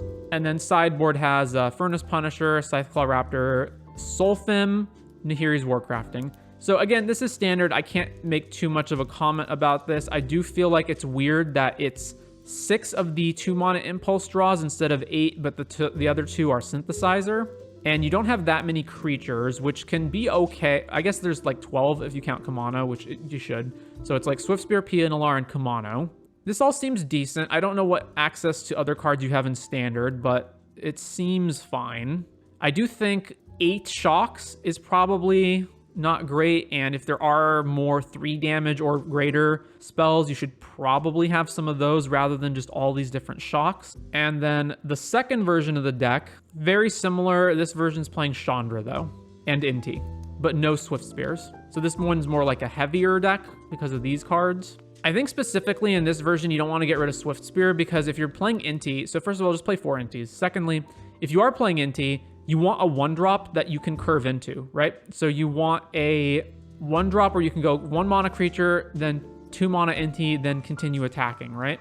Even if you don't trigger Inti off of the 1-drop because you don't want to lose a card, you still want to be able to go 1-2, turn 3, more spells. But yeah, it's standard. Can't comment much on this. I think 2 Sokens on 2 Agonjo's a little dicey. Like, you play these cards because they're free, but if they're legendary, they're not. If you're playing multiple copies of the same legendary land, then they're not free. So maybe just cut these down to 1 each. So next up, we have Mardu Greasefang from Landongolds Burrow. A Mardu Asmo Greasefang Unearthed deck with a cool Goblin Engineer package, lots of fun overlapping synergies, and the possibility of a turn 2 Parhelion. So what are they doing? So obviously it's ye old Greasefang and Parhelion, but it's also playing Asmo Cookbook. So Cookbook is the discard outlet. And then you've got Engineer, which can, although it can only reanimate stuff that costs 3 or less, you can bin anything, so you can bin Parhelion. So what are we doing? Asmo Artifact midrange deck with a usually game-ending Greasefang combo in it, so Landon has given us a primer. Goblin Engineer is a combo enabler as well as a grindy piece. It can even fetch sideboard Silver Bullets, so this is a modern deck, FYI. The Engineer targets Tarian's Journal for drawing cards every turn by sacking spare food, blood, and the like. Phyrexian Dragon Engine to bin your hand and draw a new 3. Duskrose Reliquary to remove pesky creatures and artifacts. Pithing Needle to slow down the opponent. Cookbook, you can loop these each turn for extra foods with Daredevil. Parhelion 2 for recurring with Greasefang. Magmatic Galleon, which they mentioned, but it's not actually in their list, for recurring with Greasefang and removing creatures. Also combos with Asmo to give you treasures when you kill creatures. Brass's Tunnel Grinder to cycle your hand and eventually ramp you and get extra value. Shadow Spear if you really need it to turn the corner, and it's an Urza Saga option. And Urza Saga isn't an option. Turn 2, Parhelion is turn 1, you play a land, you play Cookbook, you discard Parhelion. Turn 2, you discard Greasefang, you unearth it. Boom. Asmo enablers unearthed, you can cycle Voldaren Epicure for Blood Token, Underworld Cookbook, Dragon Engine, if you wheel into Asmo, and Tunnel Grinder. Urza Saga targets, Shadow Spear Cookbook, Pithing Needle, tips and tricks. Constructs get really big in food decks, and the Construct plus Shadow Spear plan just wins a lot of games. You can use artifact sack outlets like Engineer or Journal to loop useful artifacts like Dragon Engine and Tunnel Grinder, or to change a Pithing Needle with Engineer, discarding Oval Chase Daredevil to blood tokens, or Dragon Engine. Tunnel Grinder is usually free with how many artifacts enter the battlefield in this deck. You can use Asmo's ability on Greasefang in response to exile removal in order to unearth later. Okay, I understand what you're doing. I find it kind of strange that there's only 3 Parhelions. I understand that, yes, you can bin them with Engineer, but the best curve for this deck is turn 1 Cookbook, discard Parhelion, turn 2 Cookbook, discard Greasefang, unearth it. So I think you want to maximize the potential on that as much as possible. I don't think Sky Sovereign really has a place in this deck. I'm like struggling to see when this would be that good as opposed to just Parhelion. So why not just have 4 Parhelions? Tunnel Grinder I'm not a fan of. It seems really slow and clunky. Asmo as well is kind of like not that good anymore. Although the cookbooks are probably very necessary for the deck's game plan, in which case you may as well just have an Asmo anyway. Duskrose Reliquary I also kind of find sort of iffy. I get that you can get it back with Engineer, and if you're sacking an excess food token to it, then it's probably fine. Needle as another target is probably fine too. I would really like to get a Haywire Mite in this deck, but I understand you don't have green mana. And then Epicure I also find to be kind of iffy, because the 1/1 body doesn't really matter, so it's essentially like you're paying 2 mana to just loot. And then Oval Chase Daredevil, so the Oval Chase Cookbook loop, it only matters in basically 2 scenarios. Scenario number 1 is you've got Asmo and you just need to make a bunch of extra food so you can burn stuff. The second one is you have Construct tokens and you're just making tons of extra food by getting the Daredevil back every turn. Is that good enough? Maybe. I would also really like Thoughtseize in this deck. I don't like the fact that the deck really just cannot interact at all. I want some kind of interaction in the deck. So let's see. What's up Parhelion to 4 copies, get rid of Sky Sovereign. The Tarian's Journal, if you are... Actually, that's one other thing, that the Oval Chase Daredevils being discarded every turn means you can keep sacking artifacts, excess artifacts to Tarian's Journal, which to me means I kind of want more Tarian's Journals, actually. Let's get rid of Epicure. I don't like that. Let's bring Daredevil... Let's bring the Journal up to at least 2 copies. And then, let's see, what do we got here on the land base? There's one of every basic. There's 1 Blood Crypt, 1 Godless Shrine, 1 Sacred Foundry. And then there's 8 fetch lands. Mount Doom is in here as well. It's fine. I don't like Tunnel Grinder. Let's get rid of that. I guess the Tunnel Grinder is like, if we've got a bunch of excess Daredevils in our hand or something, we can just cycle them away, right? So let's say it's like later on in the game, we've got a bunch of Daredevils. We've got like extra copies of Asmo when we already have one in play. We just fetch this out with Engineer, swap it, discard all the excess cards in our hand, draw a bunch more. It's okay.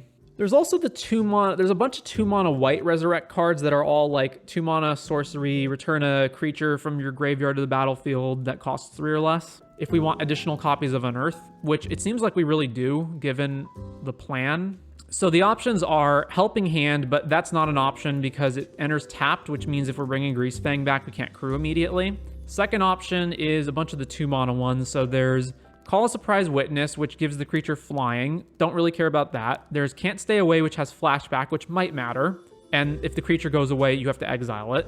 Recommission, which it enters with a +1 counter. And then there's Return Triumphant, which it enters with a Young Hero Roll token, which is it gets +1. It gets a +1 counter whenever it attacks if its toughness is 3 or less, which also is whatever. So of these, the best one is... It depends on how much you want to keep recurring stuff. So Can't Stay Away is probably the best one in terms of just its inherent value. In terms of actually killing your opponent, then probably the best one is like Call a Surprise Witness to give the Greasefang flying. Recommission also gets artifacts back, not just creatures. So that would include things like Needle and Shadow Spear if those have been blown up, Tarian's Journal, etc. So let's see, if we had 2 recommissions here, we are all in on the Greasefang plan, right? Like that's the main deal. And in terms of other vehicles that we can get back besides Parhelion, there just really is nothing that holds a candle to it, right? Like the other best ones are Galleon and Sky Sovereign. I guess Essica's Chariot's another one, although we can never cast that. We're probably just better off having Parhelion at every turn, right? Hope your opponent doesn't have Graveyard Hate. If they do, you're dead. Yeah. I mean, I guess you can still technically win with like Asmo, just like beat them to death normally. So let's craft the sideboard. What do we need to sideboard? So we need an answer to graveyard hate that's in the form of like Leyline of the Void, right? We need ways to get rid of that. I was looking around my bulk and found a creature called Blister Coiled Weird. I was wondering if I could make a jank modern storm deck with it. Is it the one with prowess, this guy? Whenever you cast an instant or sorcery, it gets +1, untap it. If you can somehow use the untap to make this convoke stuff or generate mana somehow, then sure, but I don't think there's a way to do that. For this card, the untap is what matters, not the +1. Paradise Mantle. You need all your stuff that you're storming into to cost 1 mana then. And you need your opponent to not have removal. And you need to have both of those cards in your opening hand. Or at least soon afterwards. Blister Spit Gremlin is some redundancy there. That's another one, yeah. So those are 8. All right, let's craft the sideboard. So we need ways of getting rid of Leyline of the Void. Or rest in peace. Like, you know, permanents that are hitting the graveyard, right? So what is the best way of doing that in Mardu colors? Not Prismatic Ending, because that doesn't hit Leyline. I guess what, Fragmentize would be the cheapest way of hitting that stuff. We also need a way of beating Cascade. So Chalice of the Void. Probably a one of Engineered Explosives. It's good against Rhinos, and we can keep looping it back with Engineer. Voidwalker's also beating. We do have some removal in terms of Duskrow's Reliquary. Instant Speed. Is there an Instant Speed one that costs 1? I don't think there is. So in white, there isn't. It's just Fragmentize. Not that Instant Speed even really matters in this deck. So Chalice EE. What else do we need to stop? Fragmentize also blows up Amulet of Vigor and Urza Saga. We may actually need to increase this to a 4 of. Where Dumb Bolt's at, because we need to kill creatures like Dothy. This feels like a weird card to sideboard. Can we get Delirium for Unholy Heat? We're definitely going to get a land in the graveyard. We're definitely going to get an artifact in the yard. We're probably going to get a creature in the yard. That doesn't leave much. That leaves Unearth as a sorcery, and that's kind of it. Recommission as a sorcery. Sideboard Prismatic Ending and Triumph. I don't want to mess up the mana base. Like, yes, that does cover both of our bases. Paying 4 mana to get rid of Leyline of the Void's pretty bad, though. All right, what else do we have to deal with? Cascade, Scam, Yawgmoth. We've got Needle. I don't want to play Cursed Totem, because if I do, then I can't activate Engineer or Asmo. There's Merc, there's Amulet, Scales, Burn. We can beat Burn. We have 4 cookbooks. Tron, Hammer. Okay. Preferably anything that we get should be an artifact so that we can engineer it. So the only artifact that I can think of that stops Tron is Damping Sphere. Oh, I never added Thoughtseize to the deck, did I? I mean, I can cut one of the journals and then maybe recommission, or like one of the Daredevils. If I shave a bunch of this stuff, I really want to get rid of 1 more card so I can have 4 Thoughtseizes. Tithing Blade's a cool combo with Engineer. That is actually a good point. I like it more than Dusk Rose, I think. Although there are times where we're going to need to hit one very specific thing. So maybe that can be a sideboard card. I'm going to cut one of the Asmos down to 3 so we can play 4 Thoughtseizes. If we're against like really grindy matchups that play a whole bunch of creatures, then the Tithing Blades could actually come in handy. Do you really need all 4 cookbooks given that you can tutor for them off of Asmo? Well, you can't cast Asmo unless you discard something to begin with. Also, our best curve is turn 1, discard Parhelion, turn 2, discard Greasefang, reanimate it, which is only doable via cookbook. Also, cookbook pairs with the Oval Chase Daredevils. So yeah, I really want cookbook. We probably need a second Pithing Needle in case we run into Yogg. And we probably need Graveyard Hate that we can sack and recur over and over. So that's going to be Soul Guide Lantern. So this will be good against Yogg, sort of, and Living End mostly. All right, we're at 14 sideboard cards. What else do we need? I'm actually inclined to put Dusk Rose in the sideboard and Tithing Blade in the main. I don't know, like if we run into Dothy Voidwalker, it's a real problem. We probably need to leave this main.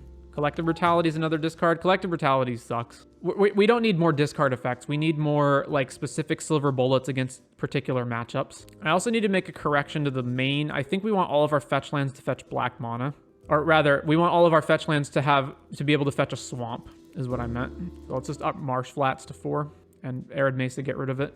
If I play Grafdigger's Cage, I can't unearth anything, but other than that, it doesn't affect the game plan, and it stops Yawgmoth from tutoring stuff off Cord.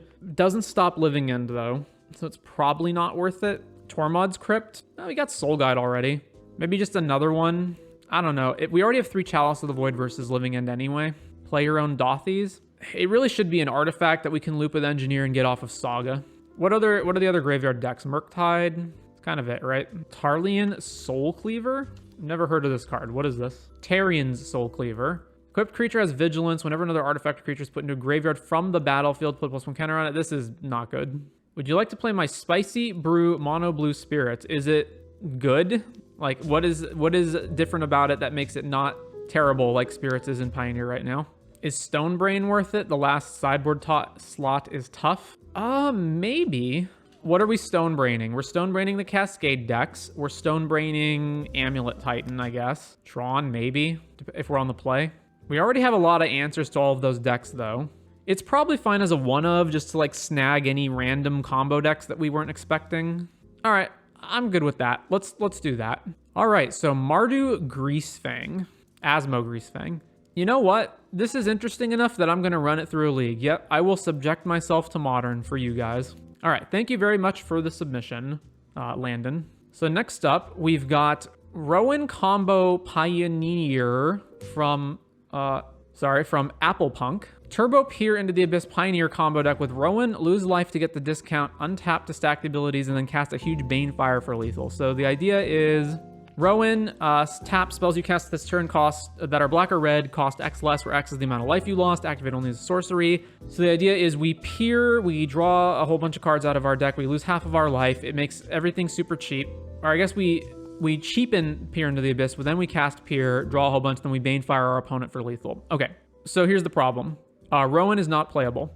It's not playable for a number of different reasons. So firstly, it's 3 mana creature that does nothing the turn you play it. You have to pass the turn and it has to come back to you and so that you can tap it. If you don't want it to come back to you, I understand you can use Claim the Firstborn to give it haste, but then you need an additional mana on top of the mana that you're already spending on Rowan in order to tap it immediately. And then you need additional mana on top of that in order to cast whatever it is that you're casting for the turn, right?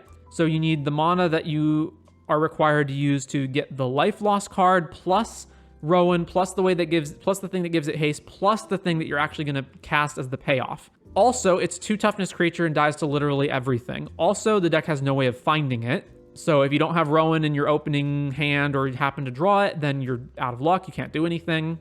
And then even if you assemble all of this, you're still not even guaranteed to get there because you've got Rowan, you still need Peer, like you still need the thing. And then there's also how much life that you have to lose, right? So there's like Thoughtseize, and then after that, not really much. So in here, you're playing Infernal Grasp and Mer Convert as additional ways of losing life, but without the fetch Shocklands from Modern, you really just don't have much of a way to actually lose enough life to make it worth it. So Rowan, I feel like if the card was ever to be good, it would not be in a deck that is all in on Rowan as a combo piece. It would be in a deck that is already incidentally losing a bunch of life anyway, and then you just happen to have Rowan as like another thing in the deck that can be a good payoff. As a mono green player, was Stonebrain any good in Pioneer Devotion with Karn? It was, yes. Well, 1, it was your kill condition, but 2, even if it wasn't, you would still play it to deal with combo decks. Is it problematic to make a sideboard to target players at your loss or at your local Modern games? So is the question, should you tailor your sideboard to your local meta? Yes. It doesn't matter if technically in the wider game you would have a better sideboard that was more globalized. If you're primarily playing at like FNM at your local game store and your local game store has a metagame that is different than the overall metagame, then yes, you should tailor your sideboard to that metagame. But yeah, the Rowan plan is just not going to work. Yeah, you've got Pain Lands and like Mana Confluence and Sulphur Springs and whatnot. Yeah, you got Mox Amber to maybe generate an extra mana, but this whole plan is just not going to work. You don't have a way to get Rowan consistently. Even if you play it, you then have to wait a turn unless you have Claim, but then you need extra mana. Dies to everything. Then you need ways of losing enough life that you can presumably cast Peer into the Abyss, right? Like that's your payoff is Peer into the Abyss. I guess you can also technically use like Big Score to generate more treasures, so you're going up 1 mana. It's still costing you triple black even just to cast Peer, and then you need to hit Banefire to kill your opponent. And if you don't hit Banefire off of that Peer after you cast it, whew, although you probably will, but like even getting to Peer is an issue. But thank you for the submission, ApplePunk. All right, the next submission is from Kiramini, and they say, just a regular Boros Tokens Pioneer deck with a little surprise. Note, the deck is considered budget. Feel free to upgrade lands and cards and specifics. Super fun to play. It's not broken or very good even, but fun to play. Okay, so, and the surprise is transmogrifying into Endray's Forerunners. So let's look at the visual view. So we've got a bunch of token generators in Raise the Alarm, Forbidden Friendship, Rally for the Throne, some other ones, Birth of Meletus, Outlaw's Merriment, Heroic Reinforcements, and then the idea is we get to Transmogrify or Luca, and then we transmog into Endray's Forerunners to +2 haste everything and win the game. So it's basically, it's Boros Convoke, but instead of convoking out Knight and Loxodon, you're transmogging into Endrays. I think this is worth exploring, so I'm going to port this to Moxfield, and then we're going to brew it. Are you accepting EDH submissions? I've got a fun brew. Yes, I am accepting EDH submissions. One of my players at my locals got super pissed that I added 3 Magus to the Moon and 1 Void Mirror to my Murktide deck and got turn 2 Magus twice in a row, and the majority of players run a Tron deck or Iron-like or Tron-like deck. Okay, so here's the rule. If you play some bullshit like Tron, I would define bullshit as like decks that people generally don't like playing against that are doing some sort of degenerate thing. Scam, Living End, Tron. If you are running that deck, you do not get to complain about anything that your opponent's doing. Where do we submit? You can just post it in the chat if you would like. Anyways, so the main restriction here is obviously going to be that we can't have any creatures in our deck because we need to always transmog into Endray's Forerunners, right? However, so there's a couple of things. First of all, I don't think you need Rally for the Throne. Create 2 1/1s. If at least 3 white mana was spent to cast this, you gain 1 life for each creature you control. I would rather pay less mana to still get 2 tokens than maybe sometimes get life, which is also probably not going to happen very much. And there's more 2 mana token generators that are not even in this deck. Secondly, these 4 drops suck. Outlaw's Merriment is terrible. Heroic Reinforcements is maybe okay, but I am going to get rid of it for other reasons. Birth of Meletus is another card we don't want. I don't want any of my tokens to be things that can't attack. Also, I want my token generators to make multiple tokens, which, again, we're not playing all of. And then finally, there's no reason that this deck actually has to be white. There are plenty of token generators in just mono red alone to make the deck good. So we don't actually need Legion's Landing or Raise the Alarm. Like, those are the main ones that we want white for, but we can substantially improve the mana base by being a mono red deck and not required to actually play any of this stuff. Also, God's Willing is pointless. I get the idea. It's that, okay, I want to transmog my guy, and then if they have removal, I can God's Willing in response so they can't kill it. But I think you're better off playing an aggro plan where you just keep slamming them over and over and just waiting for a window when they're tapped out and then going for it. I don't think you want to wait until you have 5 mana or 6 mana in the case of Luca to hold up God's Willing. And it's completely useless in every other scenario. So we're going to get rid of God's Willing as well. We're going to get rid of Rally. We're going to get rid of Rally out of the sideboard, Palm out of the sideboard, Rip out of the sideboard, and Wear Tear out of the sideboard. And we're going to cut all of the white lands. Okay. And then there's one other consideration. So Endray's Forerunners, is that the best thing we can hit, right? So one option would be you could transmog into Atraxa, which is pretty good, right? In this deck, because we can't run any creatures, that's one card type that we can never actually grab off of it. Also, presumably we would be more likely to want to just kill our opponent straight up instead of Atraxing, and then maybe they can still recover from that. But there's one other card besides Endrays that pumps the team. So aside from Endrays, there's Moonshaker Cavalry, which is the other Craterhoof variant that's legal in Pioneer, which is ETB, creatures get +X, and flying. So the difference is that the Moonshaker cannot attack immediately. The Endray's Forerunner can, right? So the main difference here is going to be what is the amount of tokens that you have versus the math, right? Because this is +X, this is only +2, but this gets to attack immediately as a 7/7 with haste. This doesn't get to attack immediately. So what's the math on it?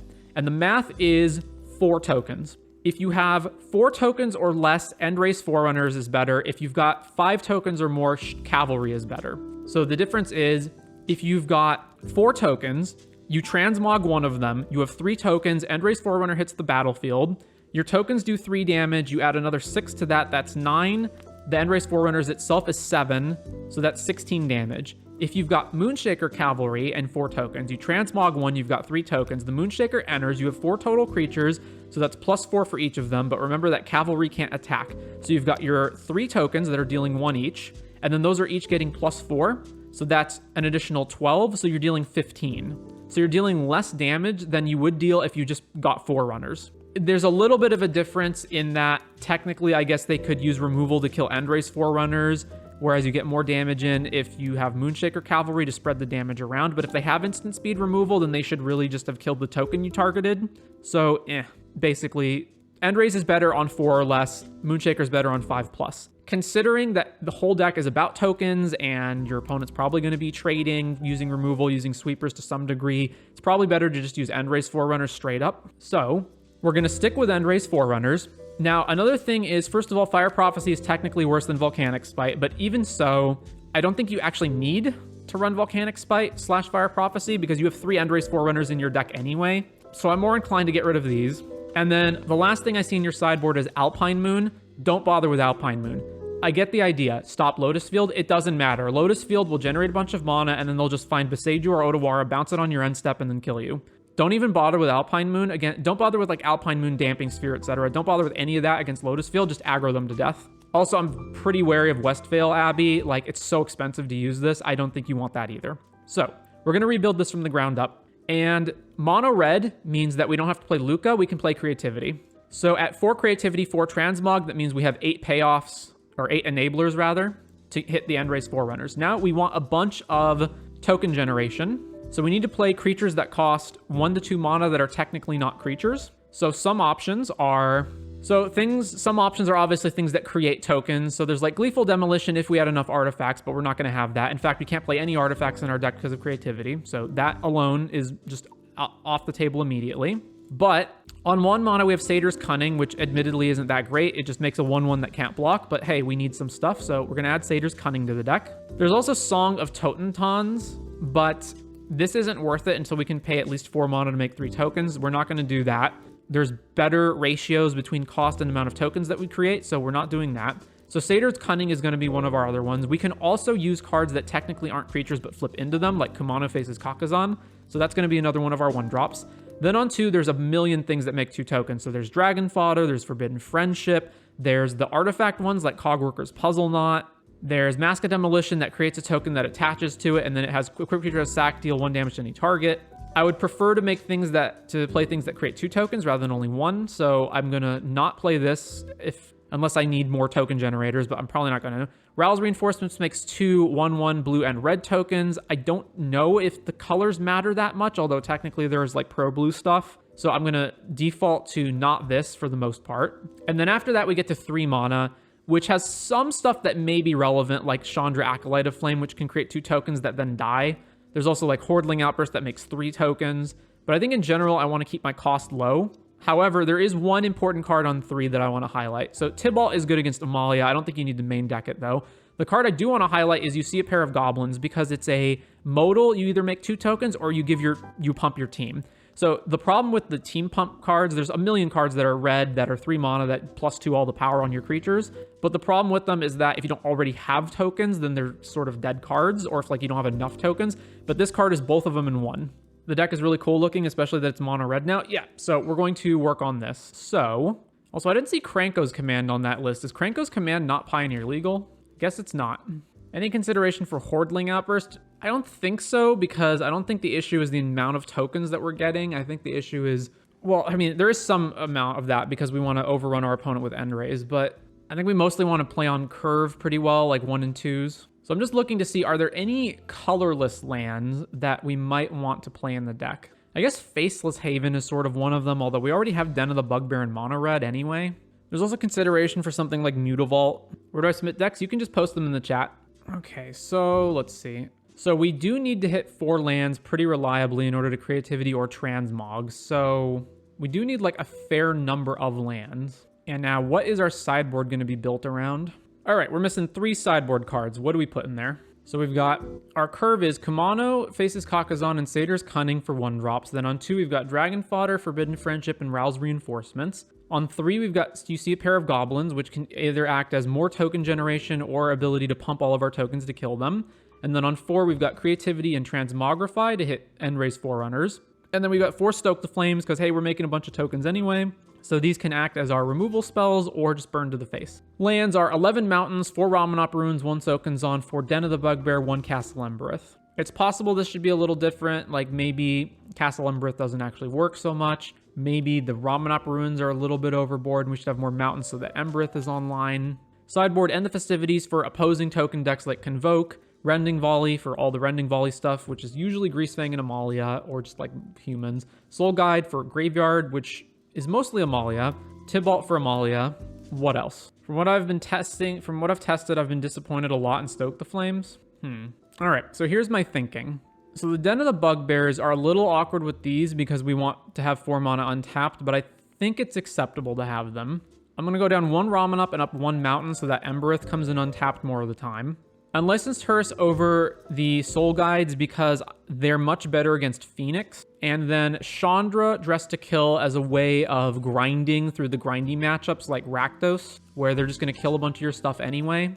Especially decks that are boarding in sweepers like Path of Peril, Deafening Clarion, etc. So this is my thinking here. Should probably have Searing Blood in the sideboard too, eh? So that versus the other aggro decks, we can just have a thing that hits their guys and kills stuff still. All right, this is probably fine. Let's do this. And I am curious about running this through a league as well. So we are going to do that.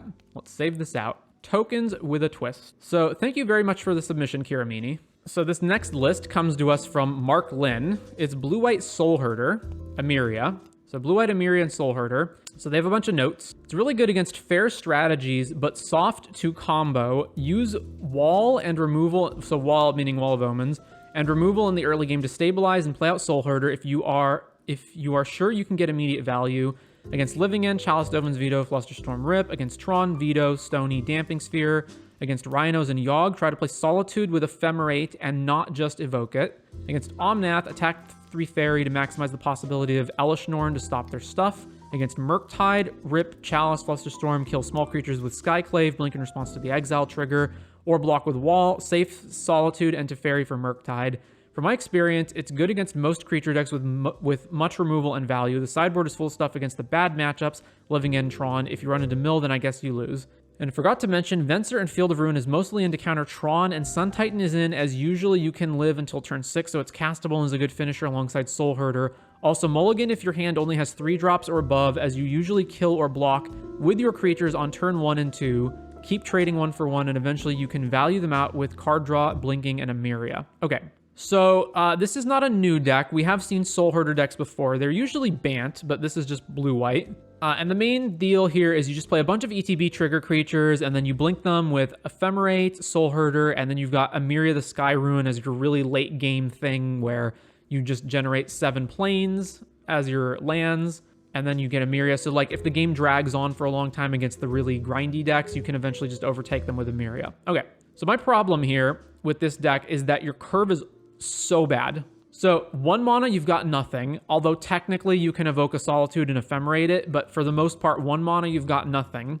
2 mana, you've got Wall of Omens and Charming Prince, which if you don't already have something in play is bad. So you've got Wall of Omens. And then finally on 3 mana, you start actually getting to cards that you can play.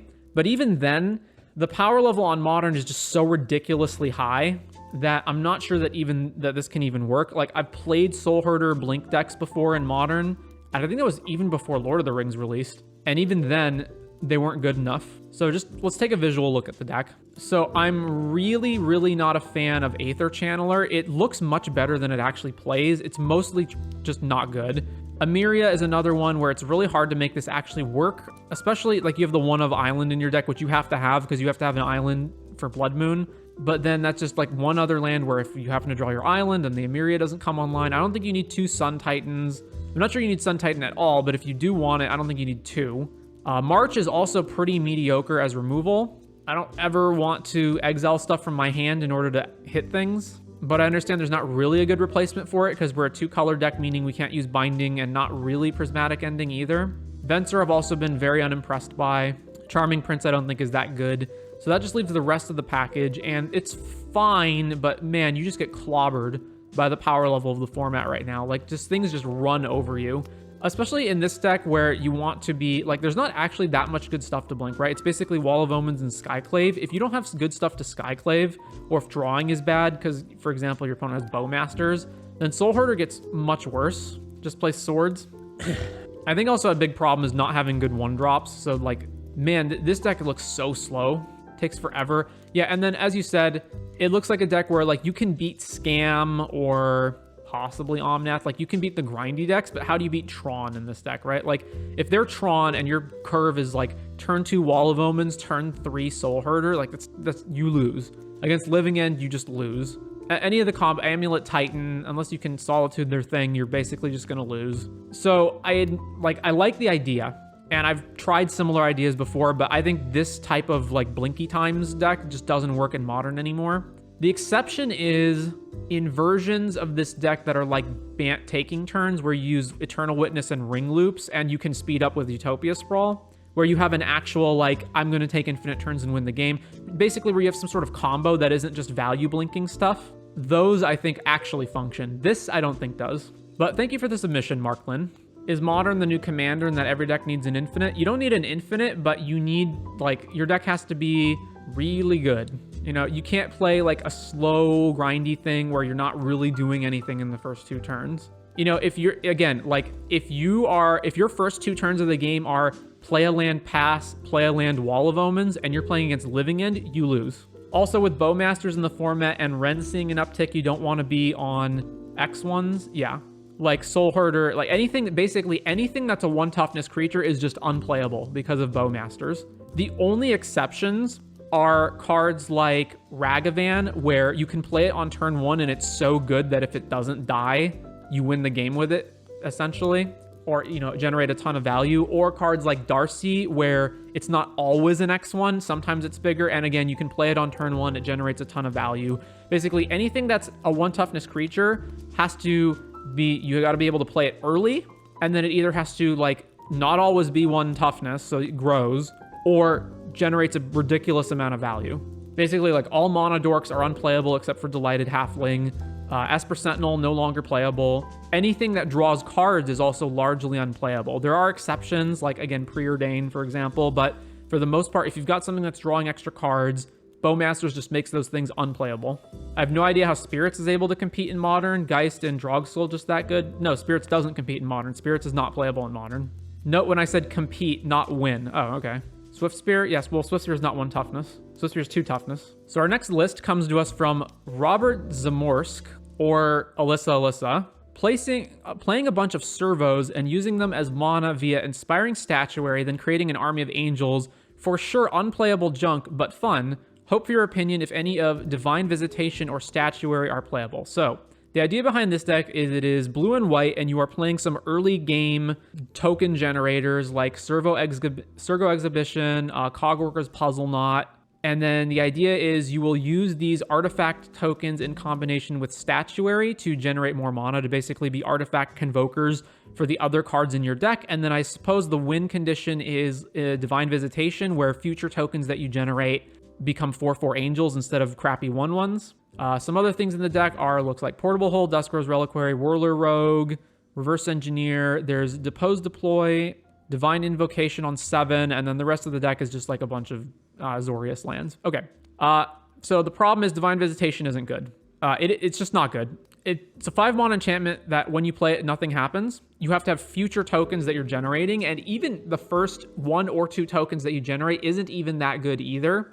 You really need to generate a whole bunch of tokens. So, and it doesn't turn any of the tokens that you already have into things that are worthwhile. So realistically, you don't really want to play anything that's generating tokens until later. Now, the exception, of course, is with Statuary. And with Statuary, the problem in this deck, at least, is that there's nothing good to pay off. So you really want big bombs that are going to win the game. And your big bombs are Visitation, Finale, and Devout Invocation, which in this is not really working. I do think Statuary is a card that could potentially see play at some point. It's at worst basically a mana rock because it can tap itself. But if you play a bunch of artifact tokens, then you can tap those as well. I think the problems are twofold. One, you need enough. Okay, so getting enough artifact tokens is not the problem because you've got plenty of things that generate them, right? The problem is you need those tokens to do something. They can't just be fodder for this stuff. So for example, in like the Boros Convoke deck, right? That deck plays a bunch of crappy small 1-drop creatures that are all bad, but they convoke out. They not only pay for Convoke, but they also get bigger. So those decks will typically also play Bushwhacker and Smiter, which grows the tokens and makes them into actual threats. Whereas this deck doesn't have any way of doing that. The tokens that you already generated to pay for the Statuary improvising don't actually get any bigger. They're not sack fodder for anything. You can't actually use them for anything other than just, again, paying for improvise. And then the second problem is just the lack of a payoff. So if I were to make a deck, I would probably take statuary and I would redo everything from the ground up, figure out what colors have the best ability to generate artifact tokens, and then figure out how to do something better with them. So let's actually go ahead and do that. Let's say I'm going to make a deck that is built around statuary, and that's it. That's my only goal in the deck. I just need to make a deck where statuary is good. Do you think Affinity will ever see a resurgence in Modern? Not with the card pool as it is right now. Okay, so here's basically everything that is relevant for this type of a deck, right? So anything that's relevant in terms of generating tokens that are artifacts or being payoffs or whatever. So Blood Fountain is 2 different artifacts for 1 mana. Case of the Filched Falcon makes a clue token when you play it, and then afterwards it can upgrade one of your artifacts into a 4/4. Gilded Goose makes a food token. Novice Inspector and Thraben Inspector make clues. Blackstaff turns one of your artifacts into a 4/4. Boldarin makes a blood. Then on 2 mana, you've got Glitters and Michiko's Reign of Truth to pump 1 thing equal to your artifact count. You've got Blood Tithe to make a blood. You've got Cogworker's Puzzle Knot, Servo Exhibition, and Servo Schematic as artifacts that make another artifact token or make 2 artifact tokens. Gleaming Drake is also an artifact that makes a clue token. You've got Third Path Iconoclast as something that generates artifact tokens along with Saheeli on 3. And then on 2, we've got Ensoul Artifact as another, beater. There's also Sanguine Statuette in red, which is an artifact that makes a blood token. Then we've got Emery as a recursible way to get artifacts back and is also cheapened by how many artifacts we have. And then on top of that, there's Antiquities War, which is probably the best payoff in terms of flooding the board with artifacts, because we can turn all of our stuff into 5/5s. And then Tezzeret is another thing that reduces the activation cost. We can also draw 2 and then discard 2 unless we discard an artifact. We can turn artifacts permanently into 4/4s, and then we have an emblem, which we're not going to evaluate the card's power based on that. Forging the Anchor for a 3 mana draw 5 is quite fire. That's another good point. We would have to severely restructure the deck so that we're only playing artifacts, right? So look at the top 5, reveal any number of artifacts, put the revealed cards in your hand, the rest on the bottom. All right, so primarily it looks like the cards are, as I expected, situated in mostly blue and white. So let's cut all the ones that aren't those colors. So this, goose out, this out, this out, this out, and this out. Blood Fountain's unfortunately, Blood Fountain was one of the really good ones, but unfortunately we can't run it. All right. So then the next question we have to answer is, why are we playing this instead of Blue, Red, and Soul, right? So there's already the Izzet and Soul deck. So what about this deck is better than that deck? And so the answer would be, we can statuary into bigger things. The problem is we're not really statuarying into anything that's that big. So like Antiquities War is pretty meh. So I think the main problem with this card is that we want a bunch of cheap stuff that can put a bunch of artifacts into play, but then we want expensive stuff as well that we can reduce the cost on by statuarying into it.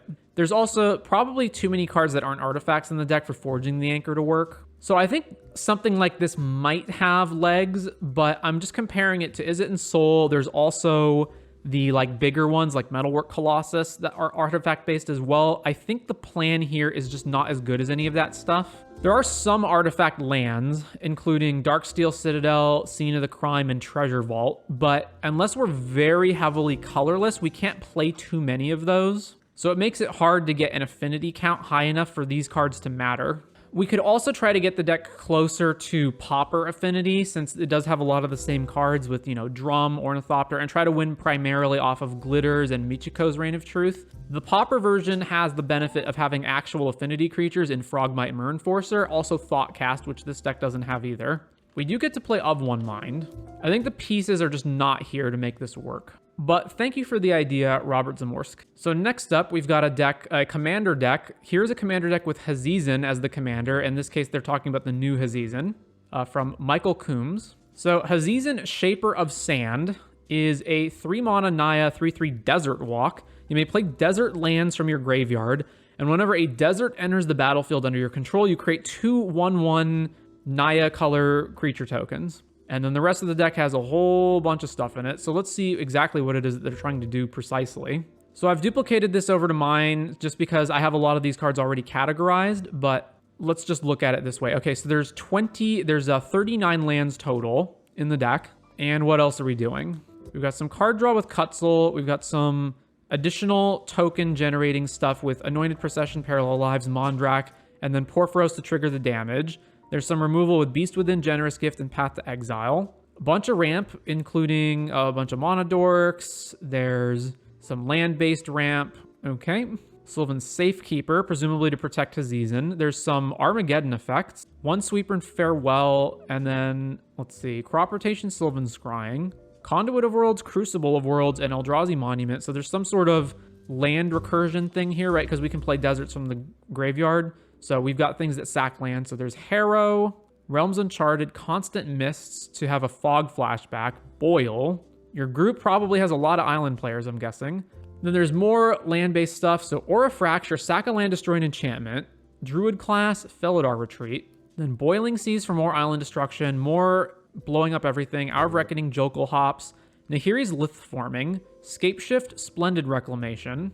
And then some more of these ones that I don't have tagged. Avacyn, so that none of your stuff gets blown up by your Armageddon effects. Avenger of Zendikar, Dryad, Gilded Goose, Jetmir, Nexus of Revels, Ogier Tack, Omnath Locust of Rage, Oracle Moldiah, Rampaging Baloths, Ramnok Excavator, Scute Swarm, Sheffet Monitor, Titania, World Shaper. Okay, so it's Hazezon, and there's a couple of things going on here. There's Armageddon effects, there's effects that sack your lands for various purposes, and then there's the landfall cards that generate value from playing lands, including playing deserts from the graveyard, and there are some token increasing effects because obviously we're making tokens off of Hazezon, and it looks like the primary method of winning is like beatdown. There's also a whole bunch of lands. Most of them look bad, so I'm assuming that there's some budget restrictions going on here because, you know, there's no duels. Are there any even shocks in the heck? No, there's no shocks either. Oh no, there's one. There's Stomping Ground, but fetch lands are in here as well. Okay, well, it's an EDH deck, so it's kind of hard to evaluate in terms of like, you know, how much of this is it's suboptimal power because it's not built correctly, or it's just designed intentionally to be this power level. How much of this is the best possible cards are not in this deck because of budget restrictions or, you know, other reasons. Overall, you have identified what Hazezon wants you to do. It wants you to get deserts into your graveyard so you can replay them. It wants you to generate more tokens, and it wants you to have lands that are deserts, obviously, and things that make tokens better either by it looks like in this case, you're mostly increasing the number of tokens you get with like Porphyros being the main payoff. I guess Eldrazi Monument is the other main payoff here. It's probably worthwhile to have, if you're going to generate tokens to begin with, things that make those tokens more valuable in other ways. So it looks like you're mainly focusing on them as beatdown potential. There's like Cutzel, Porphyros, Roar of Resistance, and like Felidar Retreat and Eldrazi Monument. You may want to consider cards like Cryptolith Rite to make it so that your tokens generate mana. What else? Obviously, this deck is missing Doubling Season. There's also a lot of cards that, even if you're trying to keep the deck to more of a like lower power tier, there's still a lot of cards that I don't really like. So Goose would be one of them. Like, there's other cards where there's just like better options for things to do. Scute Swarm, don't like Sheffet Monitor. There's better sweepers than Farewell. Constant Mists I definitely don't like. If your metagame is very specifically filled with islands players, then I guess the boiling cards make sense. Otherwise, I don't like them. And also, it is kind of strange that for a deck that looks like it's more casual focused, you have a lot of LD. Armageddon, Obliterate, Ravages, Boil, Jokal Hops. So, I don't know, is your playgroup cool with that kind of stuff? It seems weird that they would be cool with mass LD, but not higher power level cards in general. Generous Gift is worse than Stroke of Midnight. Yes, I understand this blows lands up as well, but it's better to give your opponent a 1/1 than a 3/3, and it's just generally not lands that you care about. Unless Gaia's Cradle is like a really big thing in your metagame, then it is relevant. There's also other card draw things that you could combine with Hazezon with all these tokens that you're generating, not just Cutzel. So things like Toski. There's other green cards that matter in that regard. Just I want more ways for these tokens to matter other than just beatdowns. There's also more ramp that you could play that's probably better than the ramp that you have here. So things like Our Promise is just too expensive. The Harrow type effects are probably fine for what it is that you're trying to do. I don't particularly like Tireless Provisioner. I think there's some Mana Dorks that you're missing here, or other Mana Rocks that you could play. Also, 39 lands is too many lands. I think most EDH decks, if they have a sufficient amount of ramp, can play around 30. But even if you're not playing that much ramp and you want to play more, you can probably get away with 34 to 35 lands. 39 seems quite a bit. There's also better pump effects that you can play than things like Felidar Retreat, but otherwise, it makes sense the way you've put this together. They also submitted a second deck, Rowan Scion of War for Modern. So in this case, everything that I said about the Rowan deck before is also going to apply here. Although they say it's for Modern, but it looks like this is Standard to Pioneer legal, given the cards that are here. I think it's Standard legal, actually. Yeah, it is Standard legal. Okay. The same problems are going to apply with Rowan regardless of what format you're in. I guess Standard's the lowest power level that you can get away with. I also really don't like the Black Market Tycoon. Yes, I understand that it's dealing you damage and ramping you, sort of. So hypothetically, it's good with Rowan, but you have to contort your mana base so much just to play this one green spell. It makes your mana so much worse. Also, the mana base just doesn't work either. Like, how many green cards do you have in here? You've got 7 total green sources for a card that you're trying to play on turn 2. Yeah, that's not enough. But thank you for the submissions. So our next submission is from Led Zeppelin Plays, or Maracuja. Since blue-black control fell really hard from last sets, and blue-white became one of the best decks, this is Pioneer, I thought, what if I put both together and made a deck that plays draw-go like blue-black and has both the blue-white and blue-black tools for it to work? Esper Control, my man, it's already chosen. Okay, so looking at this deck, it looks like it's mostly blue-black control with just a handful of black cards. So the black cards are Cling to Dust, Fatal Push, Shieldred's Edict, Meathook Massacre, Vanishing Verse, Deadly Cover-Up. And then there's some sideboard cards as well. But it's mostly looking like a blue-white control deck that just happens to have a handful of black cards. I think for the most part, the downside that you have by having to change your mana to accommodate black is not worth any upside that you get from these black spells, especially because the black spells are not even that good. Like, probably the best card here is Fatal Push, but even that you don't need in blue-white. You're also, by playing these black cards, missing a lot of the other good cards that are in the deck normally. So you don't have Farewell, you don't have Temporary Lockdown. You're playing, like, you know, Get Lost is basically the same removal spell as these other things. You may as well just play more Get Lost. And then your only counter spells is Change the Equation, Veto, No More Lies. Okay, that's fine. Quick Study, I'm not a fan of. Here's 3 Deluges, 2 Teferi. Yeah, like, again, the main issue is just whatever upside you're hypothetically getting from having these black spells, you're losing by having a more inconsistent mana base and a mana base that's going to hurt you. So I do not see a compelling reason to be adding black into blue-white control in Pioneer. Thank you for the submission. Our next submission comes from Lisa Please, or Lizme Please. This Pauper tokens deck brew I put together, I have no means of playing it on Moto or in paper, so I hope this looks promising. The deck apparently also comes with a theme song, so for everyone on YouTube, you will not be hearing this, but for our chat, apparently we get a theme song. So apparently this song, for anyone who's curious, is called Mysterious Voice by Turquoise Death. All right, what are we doing? She gruulin on my toe can till I brew. So it's Pauper Gruul and it's tokens based. So we've got Synthesizer, Grenade, Bolt, Glimmer Baron, sack a token, get +2. Brindle Show, when it dies, you make a 3/3. It's a 2-mana 1/1. We've got Dragon Fodder and Krenko's Command for tokens, Fist of Ironwood for more tokens, Mog War Marshal for more tokens. Then Makeshift Munitions and Impact Tremors are the payoffs, and then a Gruul mana base. All right. Some problems. You have no way of sacking Brindle Show except for Makeshift Munitions. Other than that, there's no way of getting rid of it. So in a lot of cases, this is going to be a 1/1 that's not doing anything. Then you've got a bunch of tokens, which are also not really doing much outside of Impact Tremors and Makeshift, which is something, but like if you play these in the wrong order, then like Impact Tremors does nothing if you're playing it last. The tokens aren't triggering the Impact Tremors if you're playing it second.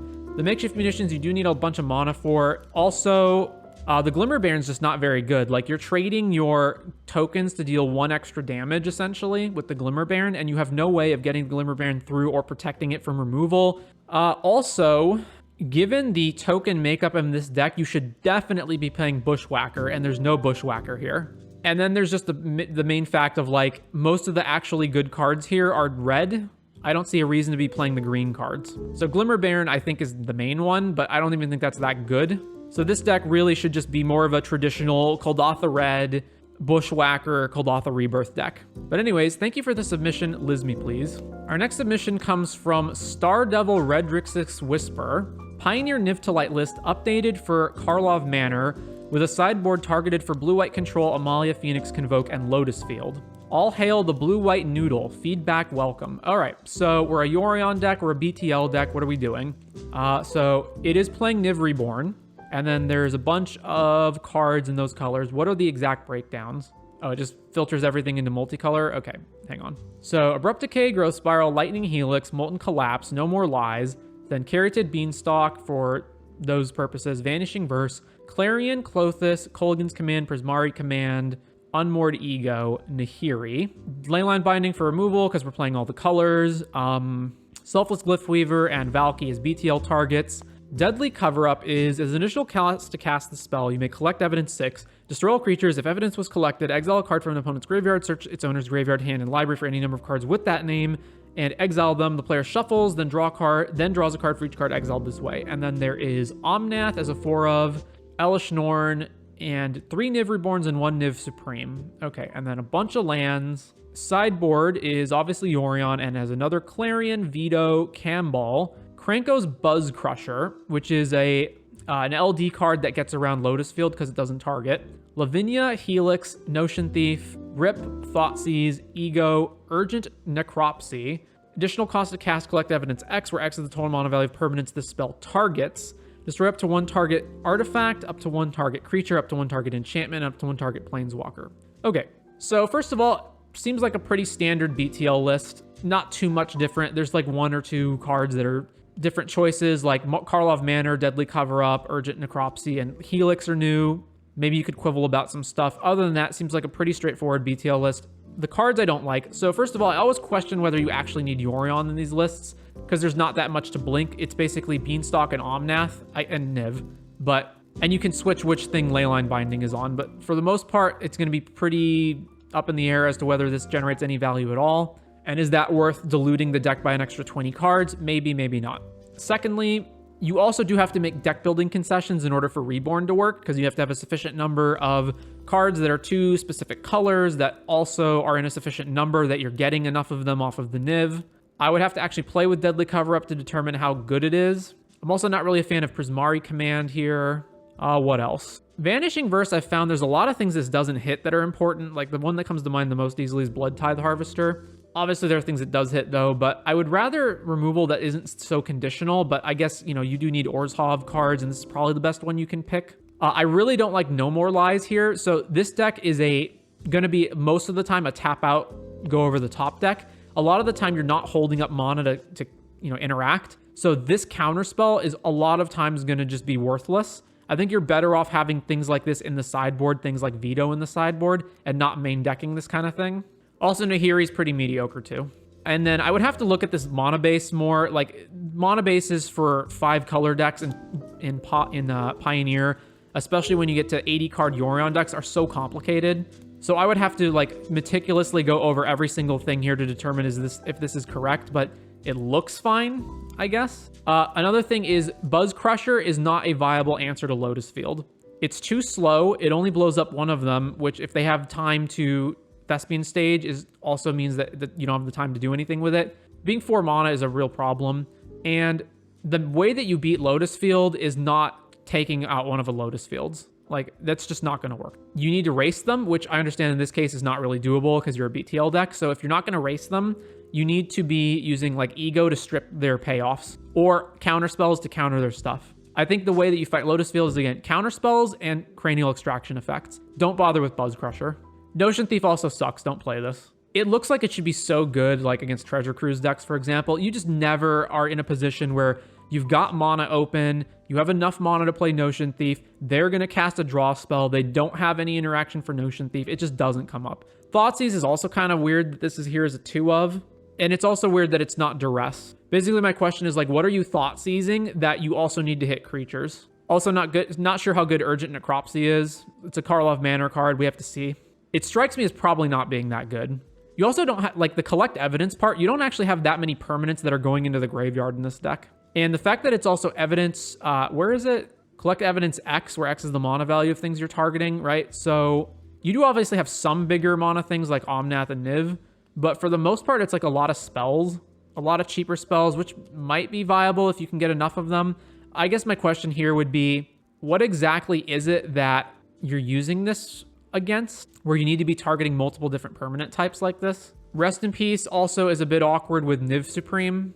Like if you want maybe the value of it is better against like Phoenix than it is hurting you. So perhaps it's better than like an unlicensed Hearse. I would look into that as well. Campbell's not good. You'll never gain enough life to offset burn, for example, with this guy, nor will you deal enough damage to make spell decks bad. Anyway, that's my take. Yep, otherwise pretty stock BTL list. Thank you for the submission, Star Devil. So another submission, Iwaku Lane or Largefish. Blue-green Convoke Ninjutsu deck is better than it looks, but I think you linked to the same deck again, so let's just look at your profile. So I'm gonna guess it's one of these. So it looks like you got a bunch of different versions of the same convoking stuff. So there's this one. In this version, you're playing Saproling Migration and Halo Hopper along with Lovestruck Beast, but otherwise it looks like this basically the same thing that we looked at before. In this version, Halo Hopper and Soul with some more artifacts. And then in this version, it's more on the high end with like Questing Beast, Doomscar Warrior, but is basically, again, the same sort of setup you got before. So yeah, I mean, the same things I said about the last one apply to this one. You've changed some cards around, but basically the same issue. I do like Halo Hopper, though, if you can find a way to make this work. So our next deck comes to us from Fame Man, or Achu. Some Slimes Against Humanity brew in Pauper or some other format. Here's an example. List is kind of bad, though, but maybe you can fix something up. Okay, so Slimes Against Humanity, for those who are not aware, is this new card from Karlov Manor. It is 2 and a green sorcery, create a 0/0 with trample. You put X counters on it, where X is 2 plus the number of the same card name in exile or your graveyard that are oozes or the same card name, and a deck can have any number of cards named Slime Against Humanity. So this deck, at least, is built with Experiment 1 as an ooze that gets bigger from your slimes, Scred, Utopia Sprawl to speed up, and then you've got Ren's Resolve, Reckless Impulse, and Bitter Reunion as ways of churning through the deck, and then Anarchomancer as a way of cheapening everything. I don't know why there's a Masked Vandal here, because you barely have any creatures in the deck, so this is mostly not going to do anything. And then Goblin Matron, which I guess is here just to search up Anarchomancer, which is awful, so don't have that either. 9/7 lands. I'm assuming this was just quickly mocked up and you didn't think about, like, what are the other lands that should be here. And then there's Electrickery, Flaring Pain, more Masked Vandals, Pyro and Red Blast, and Relic in the sideboard. Okay, so the main thing I want to stress here is I think you're in the wrong colors. So Slime Against Humanity, you never ever want to play this card as the first slime without another slime, right? Because the first one, if you're paying 3 mana to make a 2/2, is not good enough. You want your first one to at least be a 4/4. So what you want is, you want to get one of these slimes into your graveyard to begin with, and then when you play the first slime, it'll be a 4/4, right? Or it'll be a 3/3 rather, right? It's not double, it's X plus 2. So one way to do that is with blue spells. So there's things like Pieces of the Puzzle and Uncover the Clues that will grab multiple spells for you. It is, of course, obviously good to reduce the cost on these so that you're not constantly paying 3 mana every time you want to play them. So let's duplicate this and fix it. So 2 options. One is the blue spells that churn for more spells. The other option is just to play generically self-milling effects like Commune with the Gods and whatnot, but those don't actually find the slimes.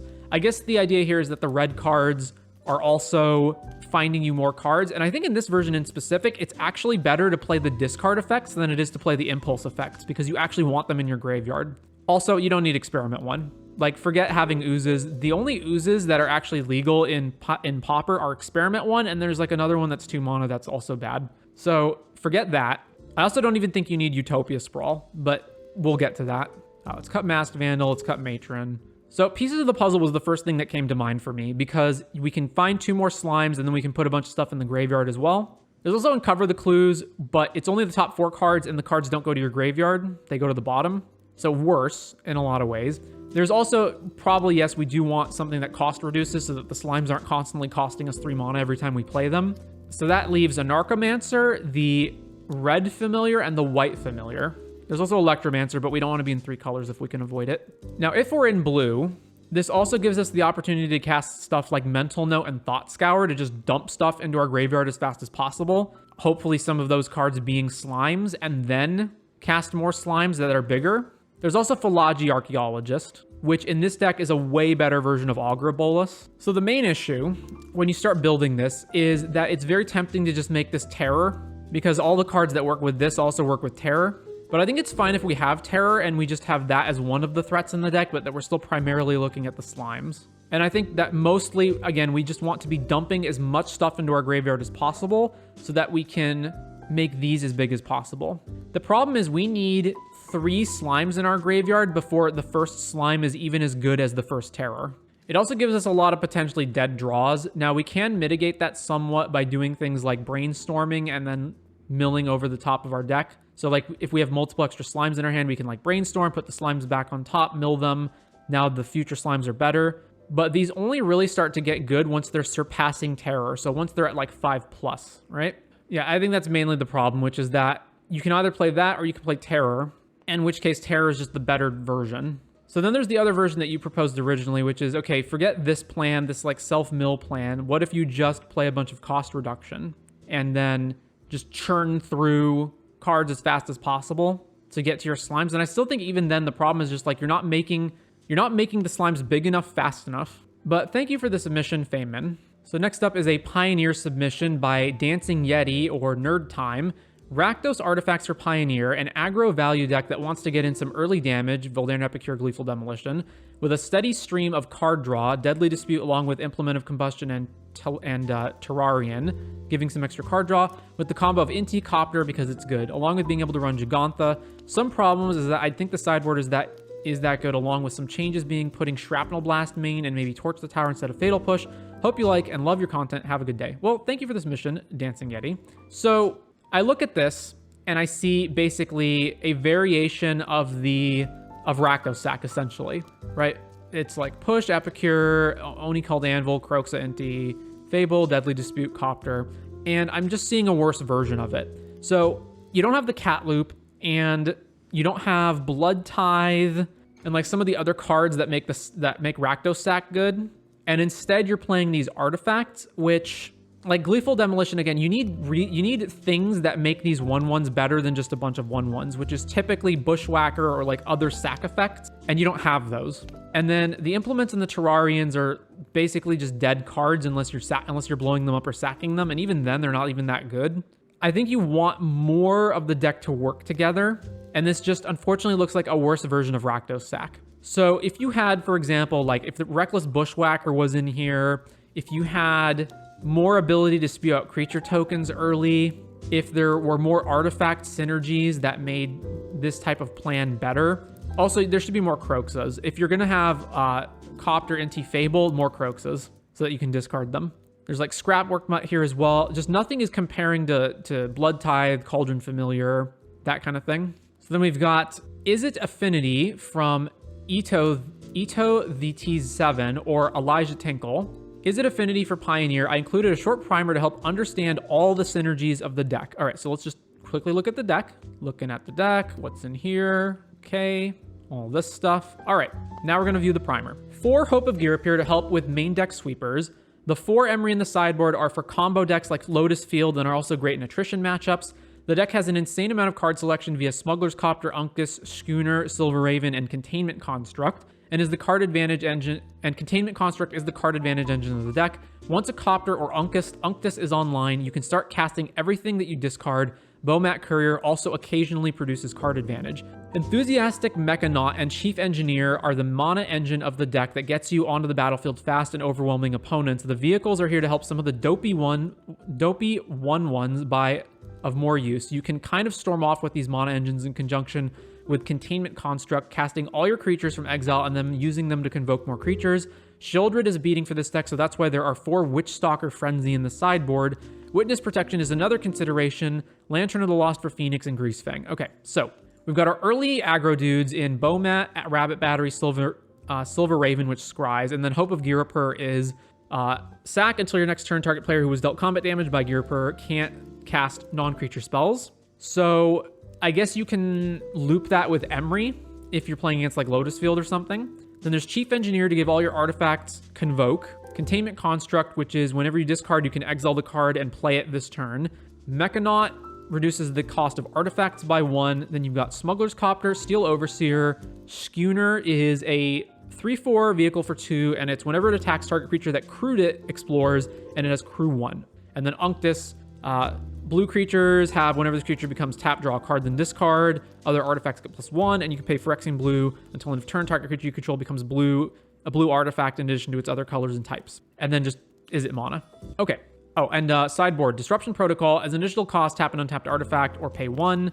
So it's a counter spell for blue, and you have to tap an artifact. Emery, Lantern of the Lost, which I don't like because you're playing Emery, but I guess hypothetically these are for different matchups. And then Witchstalker Frenzy is this costs 1 less to cast for each creature that attack this turn. It deals 5 to target creature. So this is a way to beat Shieldred or just like other problem things.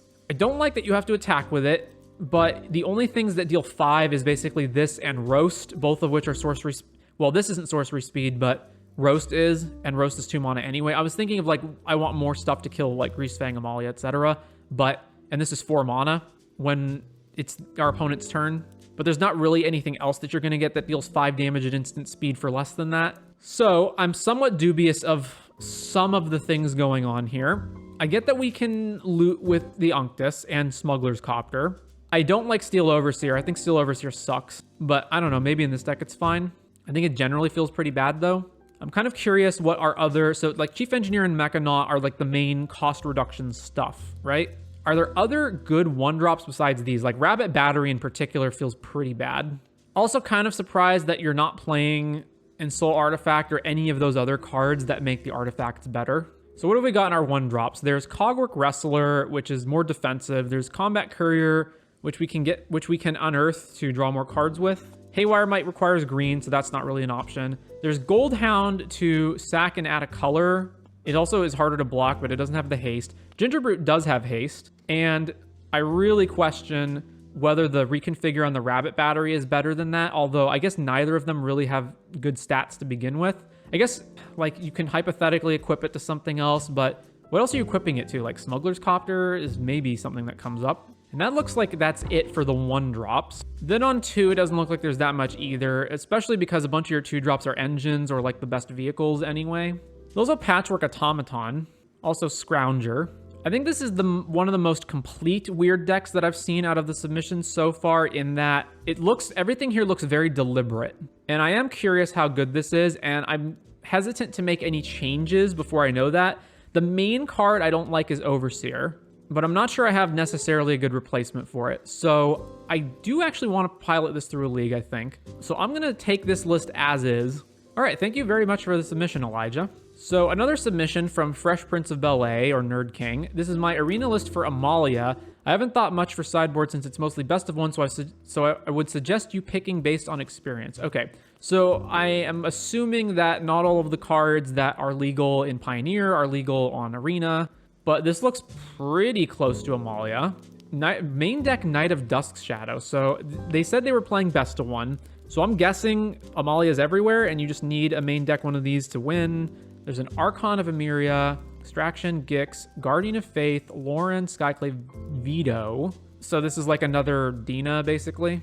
Then Kokos, Chords, only one return to the ranks. Selfless Savior, Lunark, Gilded Goose, Prosperous Innkeeper. I mean, off the top of my head, this looks basically like Amalia. Like, I can't see anything here that looks like it's not available in Pioneer, or that there's anything from the main Pioneer Amalia deck that's missing.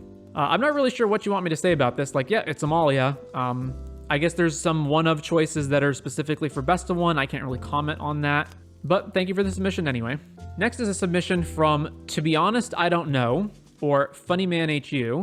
Probably not too original. Pioneer Gruul Imperiosaur deck. Made it myself with not much game knowledge yet, but I hope it isn't complete garbage. All right, so it's an Imperiosaur deck. Trample, Ward 2, Convoke, enters with 2+1 counters on it for each creature that convoked it, and then the cards are Ornithopter, Gilded Goose, Gleeful, Thud, Torch Courier, Voldarin, Bitter Reunion, Burning Tree Emissary, Fierce Empath to go fetch Ancient Imperiosaur, 22 lands, various Gruul lands, and then the sideboard, I'm not going to comment on the City of Fire, so let's just ignore the sideboard and look at what they're doing main. So this deck looks like it's really all in on the Imperiosaur plan. So let's see. The amount of artifacts for Gleeful are Ornithopter, Goose token, Goose food token, Voldaren's artifact blood token, and that's it. There's 12. I don't know if that's enough for Gleeful. Also, there's no Bushwhackers or anything else. So like the deck is 100% all in on Imperiosaur, and if you don't hit Imperiosaur, then the deck isn't doing anything else. Okay, so I've played Imperiosaur in Elves, and you cannot be all in on this one guy. Yeah, he has Ward 2, but your opponent can still kill him. So I think you need to drop the empaths, and Thud for this is okay. Drop the empaths. I don't think you need Bitter Reunion in this deck. Cut that. Put Reckless Bushwhacker in the deck. You also don't need, like, make this more of an aggro deck, like a Boros Convoke deck that's running Imperiosaur. So have a better aggro plan when you don't hit Imperiosaur or where you don't have enough creatures. So the Burning Tree is fine. The Torch Courier I also don't like. Yeah, you can haste the Imperiosaur. I guess it's okay. I don't know if I had 4 of them, though. This is, like, it's just very all in on the Imperiosaur. Also, you need more green creatures. You want to be able to convoke this. So yeah, recommendations are probably try to get rid of Ornithopter and find some other 1-mana artifact that you can play in that place. Get Bushwhacker in the deck. Reconsider how all in you are on this. Cut Fierce Empath, Bitter Reunion. Play a more Gruul aggro plan, possibly with Embercleave as another payoff for having a bunch of creatures that are attacking at once. And then just have Imperiosaur be one of the things that you're doing. A payoff, not the only payoff. Also, don't play 2 Sokonzons. Play 1 and play a Beseiju. Sideboard needs a lot of work. Don't bother with City on Fire. Damping Sphere, don't bother with either. Just race Lotus Field. Just don't even care about disrupting the Lotus Field plan. Just race them. You don't need Thud in your board either. Needle is also pretty suspect. Heroic Intervention. You're just going to lose to Sweepers. Also, you lose to Temporary Lockdown regardless of whether you have this or not. So instead of trying to protect your early guys from Sweepers, instead play more things that get through Sweepers like Hazoret.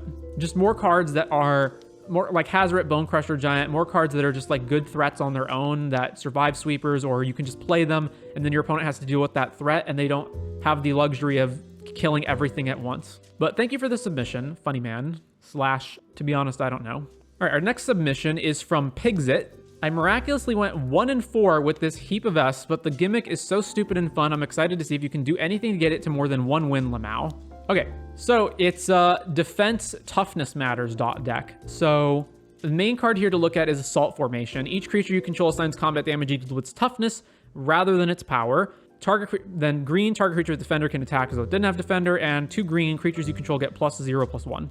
Then the deck has Aegis Turtle as a 1-mana 0/5, Aqueous Form, Spell Pierce, Tyvar Stand, Walking Bulwark, Wall of Runes, Aether Tunnel, Assault Formation obviously, Censor, Make Disappear, Quick Study, and then Pride of Hulklade, which is a new card from Karlov Manor. It's a 11-mana 2/15, and it costs X-less to cast, where X is the total toughness of creatures you control. It has Defender, and it has 2 blue until end of turn. Target creature you control gets +1/+0, gains whenever this creature deals combat damage to a player, draw cards equal to its toughness, and can attack as though it didn't have Defender. And then the sideboard has Gigantha and like a bunch of other stuff, mostly counter spells. Okay, so the first thing to note is that there are actually a lot of cards that allow defenders to attack. It's not just Assault Formation, or that have toughness matters. So there's Assault, there's High Alert, or High City High Alert, whatever it's called. It's Azorius 3-drop enchantment. There's Arcades, there's Huatli, and then there's ones that are for one creature specifically. So there's Gauntlets of Light. So let's take a look at those. So Bulwark and Assault Formation you've already got. This guy is only for one creature, and Gauntlets is only for one creature. But this also includes High Alert, Huatli, Ancient Lumberknot, Arcades, Bedrock Tortoise, and this one's 7 mana, so forget that one. And this one needs it to have Vigilance. So the main things I want to look at are, can we get this deck to just being one color, and can we play creatures that don't necessarily have Defender? Because, so the problem with these Defender creatures is that like none of them do anything if you don't have Assault Formation out. Also, I really don't like having to pay a mana every single time I want to attack. Also, the deck's all over the place. You're playing like, so presumably you want aggro creatures, right? But then at the same time, you're also playing like counter spells. I don't know why you're running unblockability auras. Like, we don't need that. We just need to attack in with a bunch of our gigantic creatures. Quick Study is another weird one. Like, if the whole plan is attacking, we can just play Chart a Course or cheaper, better ways of drawing cards. Also, I guess Access Tunnel is to be noted over here. 3 mana tap, target creature with power 3 or less can't be blocked this turn. this is a good idea, but you don't want to run 4 of it. This is for like way later in the game where there's a board stall and you just have to hit them. And then another thing to note is that Pride of the Hullclade, you don't even necessarily have to be able to pay for its ability if you have cards like Assault Formation that you can pay for anyway. So the deck doesn't even have to be blue. So I would like to get off of this obsession with defenders specifically and play creatures that can just attack normally that I don't have to pay to make them lose defender. So we're going to revamp the whole thing. First of all, let's make Aegis Turtle a 4 of, because this is the highest toughness for 1 mana that we have. All right, so the high toughness, low power creatures are, they do include Giant Ox, but we don't want to have to branch into 3 colors. So we have Aegis Turtle and Dragon's Eye Savants, and then nothing else really compares to those. These are the 0/6s. There's also like Nyx Fleece Ram, which has a somewhat relevant ability maybe, but it's cheaper and is an enchantment. And there's also some more blue creatures, Riptide Turtle and Murmuring Phantasm, which also both have Defender. There's also like Thing in the Ice, but we don't have the spells to flip this. This thing can't attack. This thing's double blue, which is a little awkward, but it does have the ability to loot and is unblockable by green creatures, which could matter. There's also Tide Drifter, which gives other colorless creatures +0/+1. So if you have multiple of them, you can pump them. So in terms of like the actual stats, obviously the best one is Dragon's Eye Savants and Aegis Turtle, but if we were going to play more, it would probably be Tide Drifter or Surge Mare. So in terms of the creatures that have toughness 4 and not 5+, that we presumably want to get at 1 mana and lower, there are a fair number of them. They're all over the different colors. Again, if we want to stick to blue and green specifically, though, we don't have too many options, and it's basically Secret Keeper, Sidisi's Faithful, and Wall of Runes. And if I want to avoid Defender, it's just these 2. And we don't really have a use for milling ourselves or them, which basically just leaves Sidisi's Faithful as a not really great card. Like, sure, we can bounce something, but eh. But it may be worth it, like, assuming that we're always going to have a toughness rearranging assigning order card in play, then playing a 1 mana essentially 4/4 is still reasonable. Now, aside from that, it could be worth it to play a creature with even less toughness if that creature has a sufficiently good ability. Nethroi likes low power creatures and milling. Isn't that in the wrong colors though? Yeah, we have to pay 7 mana to mutate it, and it's in 2 different colors. So in terms of 3 toughness creatures, there is our Boreal Grazer, which could potentially help us ramp, but we're not always going to have another land. I guess it's fine though. Like, it has reach, it can attack for 3. This is definitely a consideration. After that, I'm not really sure that there's much good options though. There's like Jotty Offshoot to sort of gain life, Ruin Crab, which again, we don't care about milling our opponent. There's like Ceruli Caretaker as a way of generating more mana. So that's something to consider. But again, I really don't want to have to pay to make my defenders able to attack. And Assault Formation requires that. Now, High Alert doesn't, but that means we have to branch into a 3rd color. And I would really like to avoid having a 3-color mana base in what is basically an aggro deck if I can. One other card to be aware of is Tower Defense, which is 1 and a green instant. Creatures you control get +0/+5 and gain reach until end of turn. So this is another way of just pumping our team and slamming the opponent. So this may be worth considering in the deck as well. It's also possible that rather than Assault Formation, we can play High Alert, and then we don't have to be green. We can be blue and white instead. But if we're blue and white, that means we can't play Pride. However, High Alert is the best of these effects because it allows us to attack with our defenders without having to pay for them. Whereas Assault Formation, we have to pay for them, and Huatli, it does switch the toughness being the assigned damage, but it doesn't allow defenders to attack. So I think it's probably more worthwhile to pick green and blue. So right now, none of our creatures have Defender except for Bulwark and Pride. And I'm not even particularly a fan of Bulwark either. So now in terms of 2 mana creatures that have 4 toughness, because previously we were just looking at 5+. So in terms of these ones, one option is Fae of Wishes. So we can use this as either its sorcery side to go grab something out of our board, or we can use it as just a 1/4 with flying, which again, if you consider this as being a 4/4 with flying for 2, is pretty good. There's also Soulless Jailer, which unfortunately doesn't apply to too many cards that we want to hit.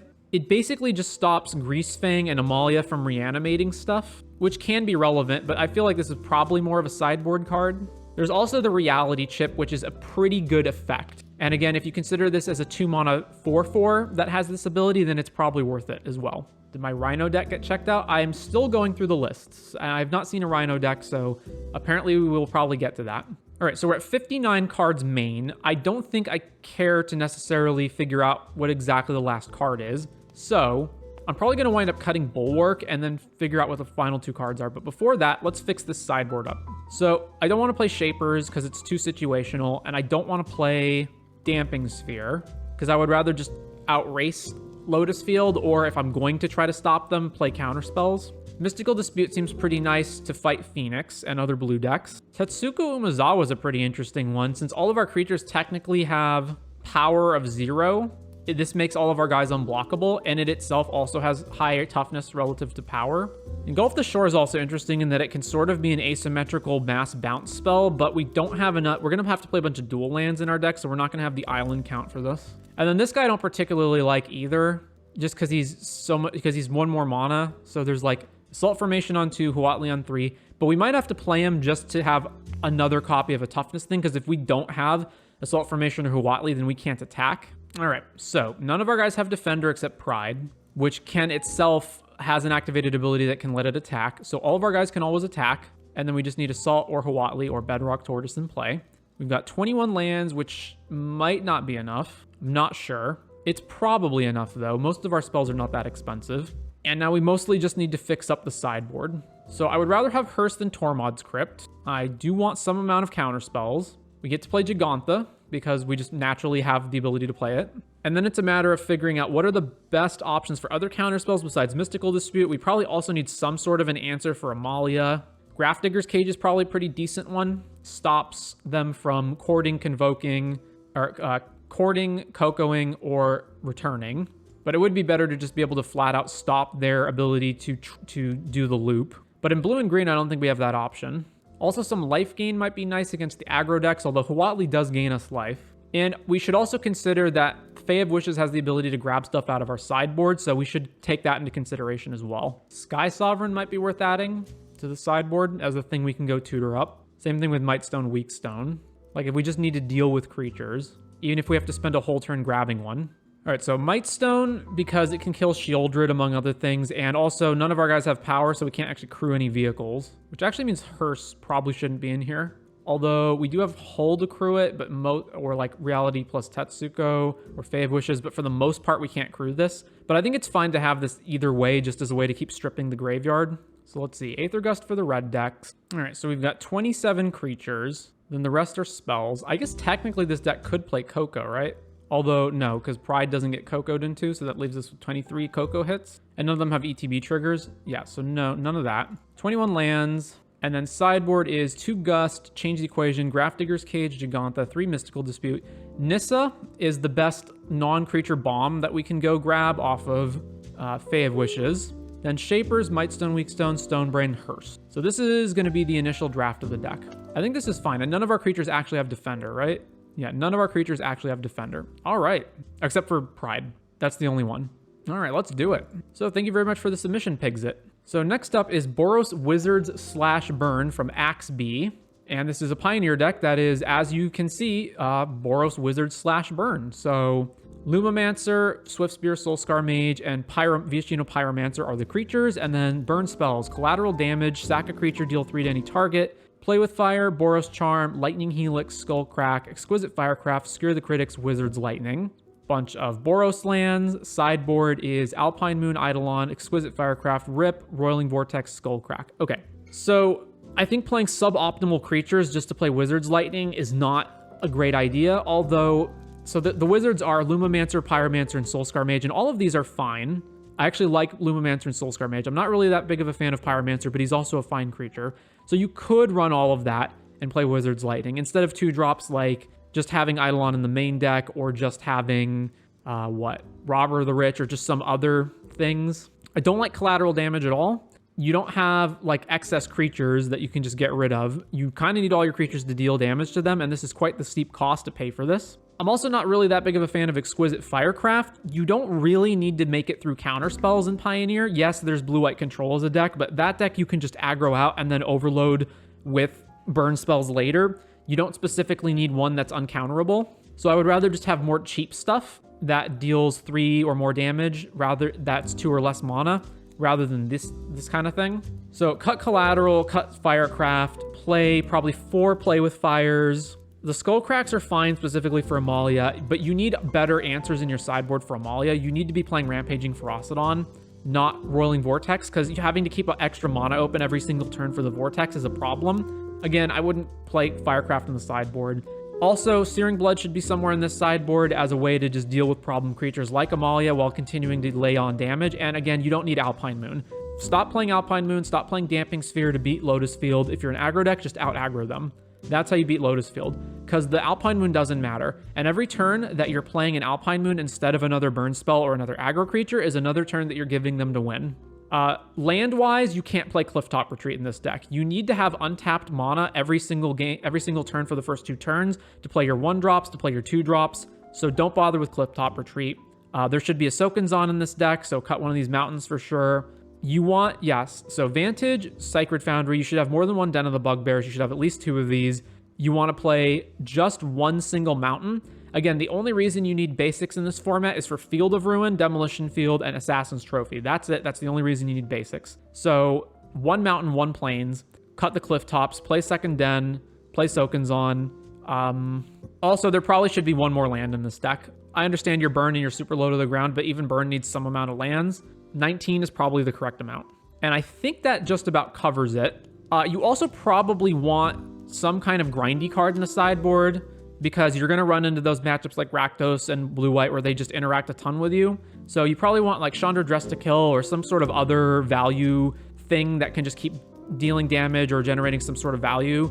Light Up the Stage might be a thing to consider in this deck as well, considering how cheap most of your stuff is. Like if you cut the Firecrafts, then every single thing in the deck costs 2 or less. So those are my suggestions for what to change. Hello, I saw your The Dream is Dead video and I really liked it. I just dropped by to say hello, and if you continue to do that kind of video, I'll be supporting. Well, thank you. I'm glad that you enjoyed the video. Probably not too much of that. Like, that's the 3rd complaining about mechanics video that I've done with Dylan. So we just don't have too much more to say about the subject. Like, that one pretty much covered it. But anyways, yeah, also I understand that there's like, the mana base is worse because you have to splash for white. And so the question might be, how good are these white cards to warrant splashing an entire second color? I think Boros Charm alone is good enough. It just, that 1 extra damage matters so much. Lightning Helix is also probably going to be pretty relevant going forward now that Karlov is released. And Lubomancer I like too.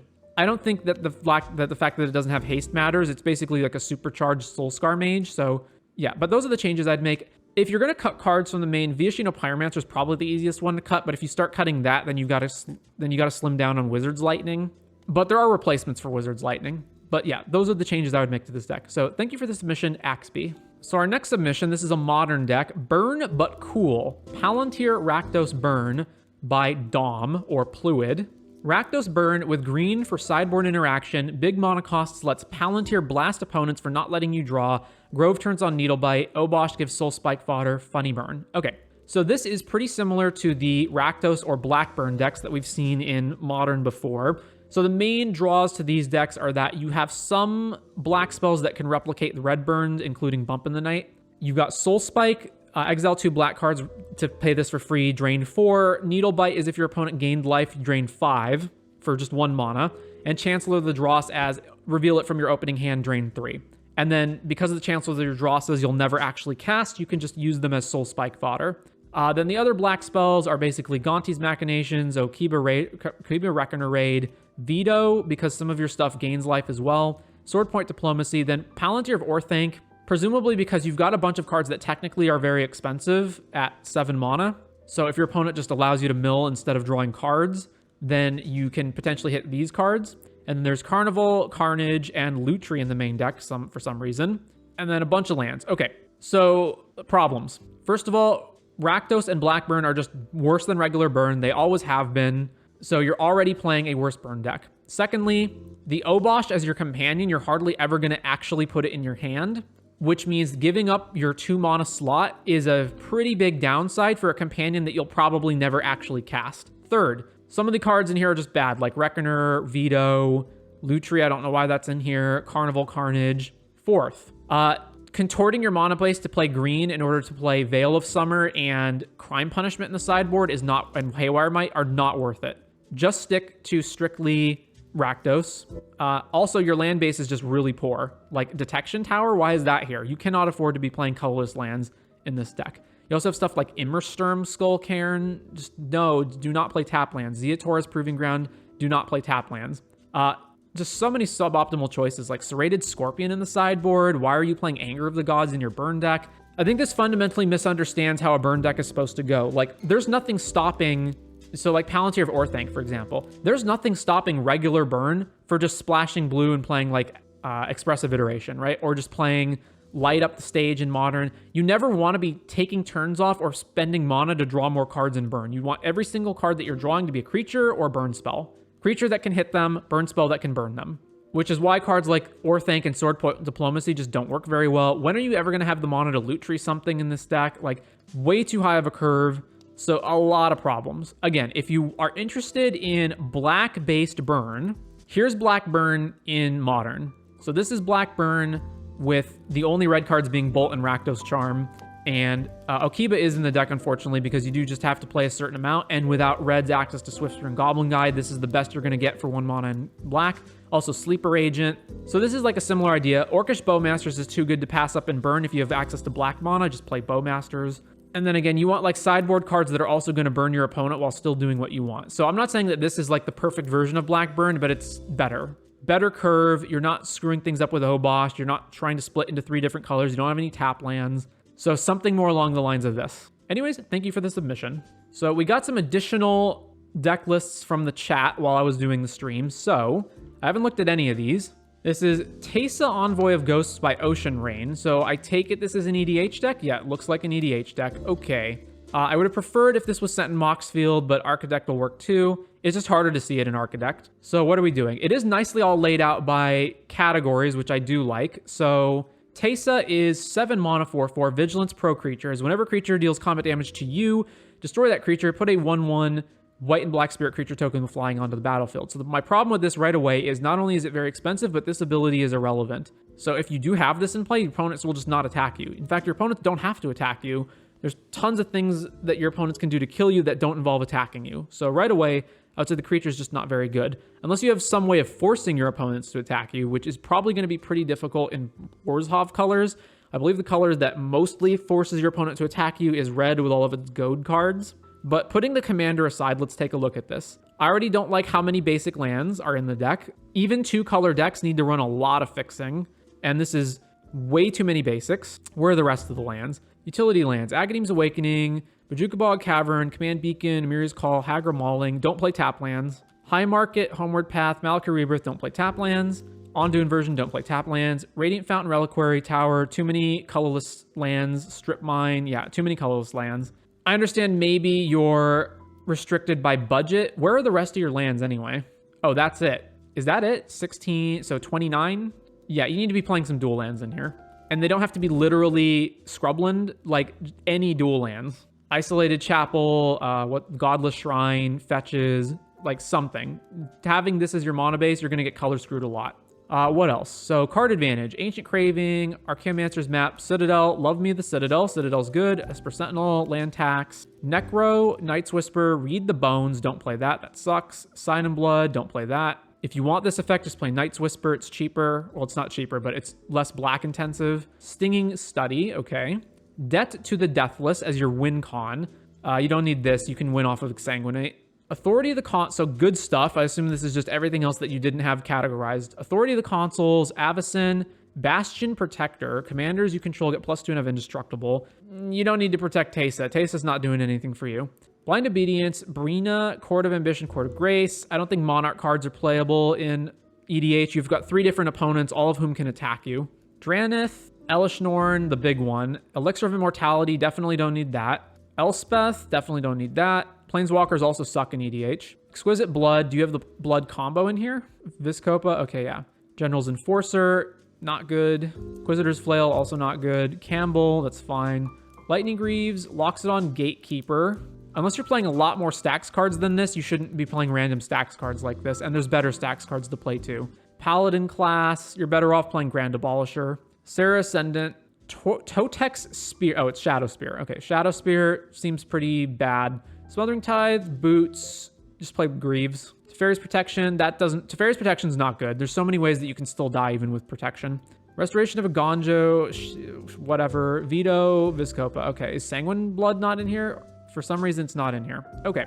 Removal, Anguished Unmaking, Ore of Silence, Generous Gift, play Stroke of Midnight, Path to Exile, Swords, Vindicate. Too much spot removal. You don't need this much. 4 is like the max I would play. Tutor, Tutor, Tutor. Idyllic Tutor's too expensive. Don't run that. Open the Armory. What equipment do you have? Not even that much good stuff, right? Yeah, you don't need to open the Armory. Steel Shaper's Gift, Stoneforge. If Stoneforge is in here, you really need better equipment. So in specific, you're not running... What would be the best equipment to run? Probably Sword of Feast and Famine. There's other ones, like there's the equipment that's basically the equipment version of Grand Arbiter, or Grand Abolisher, rather. You could run that too. You just don't have good equipment to fetch off the Stoneforge. You need better equipment. Vamp Tutor, that's fine. Ramp cards. Rocks, rocks, rocks, rocks, rocks. Don't play 3 mana rocks. They're bad. Crypt, Vault, Stone, Mox Opal. You have 18 artifact ramp cards. And if you're going to run Opal, run the artifact lands. So Ancient Den and Vault of Whispers. Myriad Landscape is not ramp. That doesn't count. Signet, Prismatic Lens, Pristine Talisman. Yeah, don't play 3 mana rocks. Soul Ring, Talisman of Hierarchy, Thought Vessel. Okay. There are other 2 mana rocks that you're not playing here that I would run any of them over the 3 mana rocks. 3 mana rocks are too slow. So basic things I would say, the Commander's not good, but I mean, you probably knew that already. There's a bunch of just bad cards, which I've illustrated. Fix up your mana base a lot. Even if you don't have the money for like Scrubland and whatnot, still just play better lands. Don't play tap lands. I don't think there's a single land that always enters tap that I would play in EDH. The only exceptions I can think of are like Hall of the Bandit Lord and the old Beseiju, depending on very specific decks. That's pretty much it. Too many colorless lands, not enough fixing lands. I don't think I would run any of these colorless lands. Not one of them, except for Urza Saga, but none of the other ones. Cut your 3 rocks, play 2 rocks, play better card draw than this. Not all of them. Some of them are good, like Sentinel, Bolas the Citadel, but mostly they're bad. You can play Sanguinate rather than Debt. Dam and Hour of Revelation are your board wipes. Dam's fine. Hour of Revelation is okay, but you have plenty of permanents in the deck as well that you're going to blow up. So I would rather not blow up all of your mono ramp.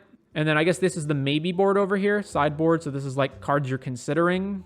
Ghostly. Okay, Abolisher should be main. You don't want Marble Diamond. So Stroke of Midnight over Gift. I would run none of these except Abolisher or Stroke. Anyways, thank you for the submission, Ocean Rain. Rhino-phemerate by Miller. So first of all, what format is this? Modern. Okay, so it's modern, and is it Siege Rhino or is it a different Rhino? Oh, it is Siege Rhino. Okay, I would rather group this by mana value.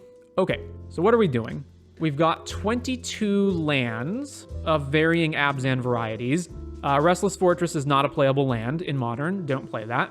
Neither is Cottage. You just cannot play these tap lands in Modern. So get rid of those. I don't also see a reason why you need double forests. You can just use 1 forest. Double swamps, yes, because you have double black cards. Double forest, you don't need. Then you've got Ephemerate, Fatal Push, Inquisition, Monetize, Not Dead After All, Thoughtseize. I would play all 4 Thoughtseizes before I played the first Inquisition. I would probably actually maybe even play Duress over Inquisition, given how Modern works right now. I would not play Monetize. So these Not Deads are for Grief. You cannot play this few of these cards. So I get Ephemerate is one of them, but if you're on Grief Solitude, you should be 4 or nothing. There's no reason to have 2. And then you've got both Lilies, Vindicate. Vindicate's not good. Mosswood Dreadknight. This card's okay. I also don't really see a reason, like, okay, I get the whole point is blinking Rhinos, but I mean, Rhino's just not a playable Modern card anymore. It's way too low power. And you're contorting the mana base to play green when you don't need to, when this could really just be an Orzhov blink deck, and there's better things to blink than Siege Rhino. In particular, Grief. Sideboard, Archon, Ashiok. Ashiok's not good. Collector Oof, EE, Kaya, Necro, Nile Spellbomb, Terra Sunder. All right, well, significant changes need to be made here, I think. I would run Chalice over Archon. You don't have the time to play 3 mana Archon against Living End if you're on the draw. I mean, I might play 1 Archon, but I would still want Chalice of the Void in the sideboard. And then Ashiok's no good. Cut that. Force of Vigor is better than Terra Sunder, although you don't have that many green spells. But I would probably even play like Nature's Claim before I'd play Terra Sunder, if that's what you're looking for. Necro's fine. Kaya's not. Cut Kaya. Collector Oof. Is there anything that's even using artifact abilities anymore? Tron, and is that it? You probably don't need both. Rhino isn't even a Pioneer power level card. It's just worse than Shieldred. Yeah, that's like this deck really, if you were... The problem is like, if I say, well, you shouldn't play Siege Rhino, well, that's kind of the whole point of this deck, right? Unless you're just interested in ephemerating something for value, and it doesn't have to be Siege Rhino. The other thing is you don't have nearly enough creatures to ephemerate. You basically have 8. You've got Siege Rhino and the 2 elementals, and then these guys, doesn't matter if you ephemerate them, and then you're playing Planeswalkers. Also, Liliana the Last Hope, unfortunately, is also not modern playable anymore. If you were going to continue to try to run this deck, I would make those changes. I would cut green completely, play more creatures that you can actually ephemerate for value, play all 4 Griefs, and run the Scam package, get rid of Monotithe, change out Acquisition, switch up the sideboard. If you're hell-bent on definitely wanting Siege Rhino in the deck, I don't know what you could do to make it modern playable. Add the Stoneforge Mystic package. That's a good idea. Yeah, Stoneforge on 2 instead of these dudes with Cauldra and some other effect. And if you go down to 2 colors, you can play Urza's Saga. Although you don't have to, but if you're playing artifacts, it makes Saga better. It means you can have Shadow Spear as one of the cards, which is also Stoneforgeable. I think the Ephemerate decks or like the Blink Your Stuff decks are mostly either over-the-top value, like Bant taking turns, or they are combos like Goryo's Vengeance. And in this case, the closest thing here would be like an Orzhov Blink deck with Stoneforge and the Scam package. But anyways, thank you for the submission, Miller. And then finally, the very last deck on our list, Ura Storm version 5 by X Blitzen X. So let's see, this is a Pioneer deck, and it is Thing in the Ice Urabrask, Virtue of Courage, which is either basically Bone Crusher's instant on the first side, and then whenever a source you control deals non-combat damage to an opponent, you may exile that many cards from the top of your library. You may play those cards this turn. Consider Play with Fire, Spikefield Hazard, Anger, Ancestral Anger, Crash Through Warlord's Fury, Light Up the Stage, Skewer the Critics, Sweltering Suns, Treasure Cruise. Okay, so I gather that the idea here is we're either going to Thing in the Ice and then chain a bunch of spells and flip Thing and kill them, or we're going to play Urabrask on 4 mana and then chain a bunch of spells together, including as many 1 mana cantrips as possible to just keep pinging them and then just keep casting more and more spells, right? I assume that's the idea. Okay, so the problem is you're never going to have enough spells chained back to back that you can actually kill them straight up with Urabrask. Also, in a deck that is red, basically Red Storm, I would definitely want Burgy and or Runaway Steamkin to make sure that you keep hitting more mana. I think basically the problem is you're never generating more mana. You're always just netting even with Urabrask. So what you and Sweltering Suns, you don't need that main decked. Also, Light Up the Stage. I guess Urabrask pings them, right? Okay, that's probably fine. You almost certainly want Burgy in here. It's both a mana double, it's a mana accelerant that's in the same vein as Urabrask, while also having a backside that filters into more cards. And you want to be able to get multiple out at the same time. So like Urabrask plus Burgy so that you generate more mana. And for a deck like this, you probably want Impulse Draw, the 2-card Impulse Draw cards as well. I guess Treasure Cruise is sort of satisfying that requirement, but so Treasure Cruise and Thing in the Ice are good, but you could probably improve it by making it mono red. I don't know. You already need to play Burgy and possibly Runaway Steamkin in order to get the deck functional to begin with. I guess it's possible that you can still just splash just for Treasure Cruise. I don't like Thing in the Ice in that, so your opponent is probably going to have removal, and the fact that you have no other creatures to play means Thing in the Ice is just going to bite it. Like Phoenix doesn't even play Thing in the Ice anymore, and that's the best possible shell for it. I think I would rather have a card that can potentially just win on the same turn. So like Burgy can just generate mana, Runaway Steamkin can generate mana, and then you can get rid of Consider and then just have Treasure Cruise, or maybe not even that. Just play the 8 Impulse Draw cards and just try to storm off. So I get the idea. I just don't think it's viable in Pioneer. I think the main problem is that all of the enablers that you're going to have to make something like this work are all creatures that are just going to get shot by removal, and then you run out of spells. But in particular, like Treasure Cruise aside, you can't rely on just cantripping or resolving a 4-mana creature that probably you can't do anything else the turn you play this, passing the turn and then untapping with it. Also, these lands are bad. There should be 4 Steam Vents here and not these tap lands. And then 5 mountains is like, there's no reason to do that. You could play more dual color lands, or at the very least, one of these should be Sokens on. Yep, that's my thoughts on this, but thank you for the submission, X Blitzen. Apparently we got one more to go. Weird deck, the Blister Coil Weird deck quickly whipped up by Miller. So what is the plan here? So we've got Blister Coil Weird. Whenever you cast an instant or sorcery, it gets +1/+1 and untap it. This is modern, right? Yeah, modern. Then it's a bunch of 1-mana spells, a lot of cantrips, and then Chart a Course, Cryptolith, Grape Shot, Monomorphose, Pyromancer Ascension, Storm Entity. So I assume the idea is supposed to be that you've got Blister Coil Weird, and then you're just going to try to chain as many spells back to back as possible. Oh, with Paradise Mantle as well. I mean, I like where your mind's at, but this deck is not going to work at all. So you lose to 1 removal spell. You lose to 1 counter, you lose to 1 piece of hand disruption. You have to mulligan for Blister Coil Weird, and then you're down critical mass that you need to get up. So it's just not going to work. But again, nice try. And that's going to be it. That is every single deck from our viewers that have been brewed up. And that leaves us with a bunch of decks to play. So we've specifically got Pioneer, Defender, Hulklite deck. There's the Affinity, there's Tokens with a Twist, Mardu Greasefang in Modern, the Aetherworks Marvel, Beseech the Mirror deck in Pioneer, and then Sprout Swarm in Pauper. So if you're watching this video on YouTube, that is going to be the end of the brews, and then the other videos will be following. But if you're here on Twitch, we're going to do these immediately. So thank you for tuning in. Thank you for everyone who submitted a brew.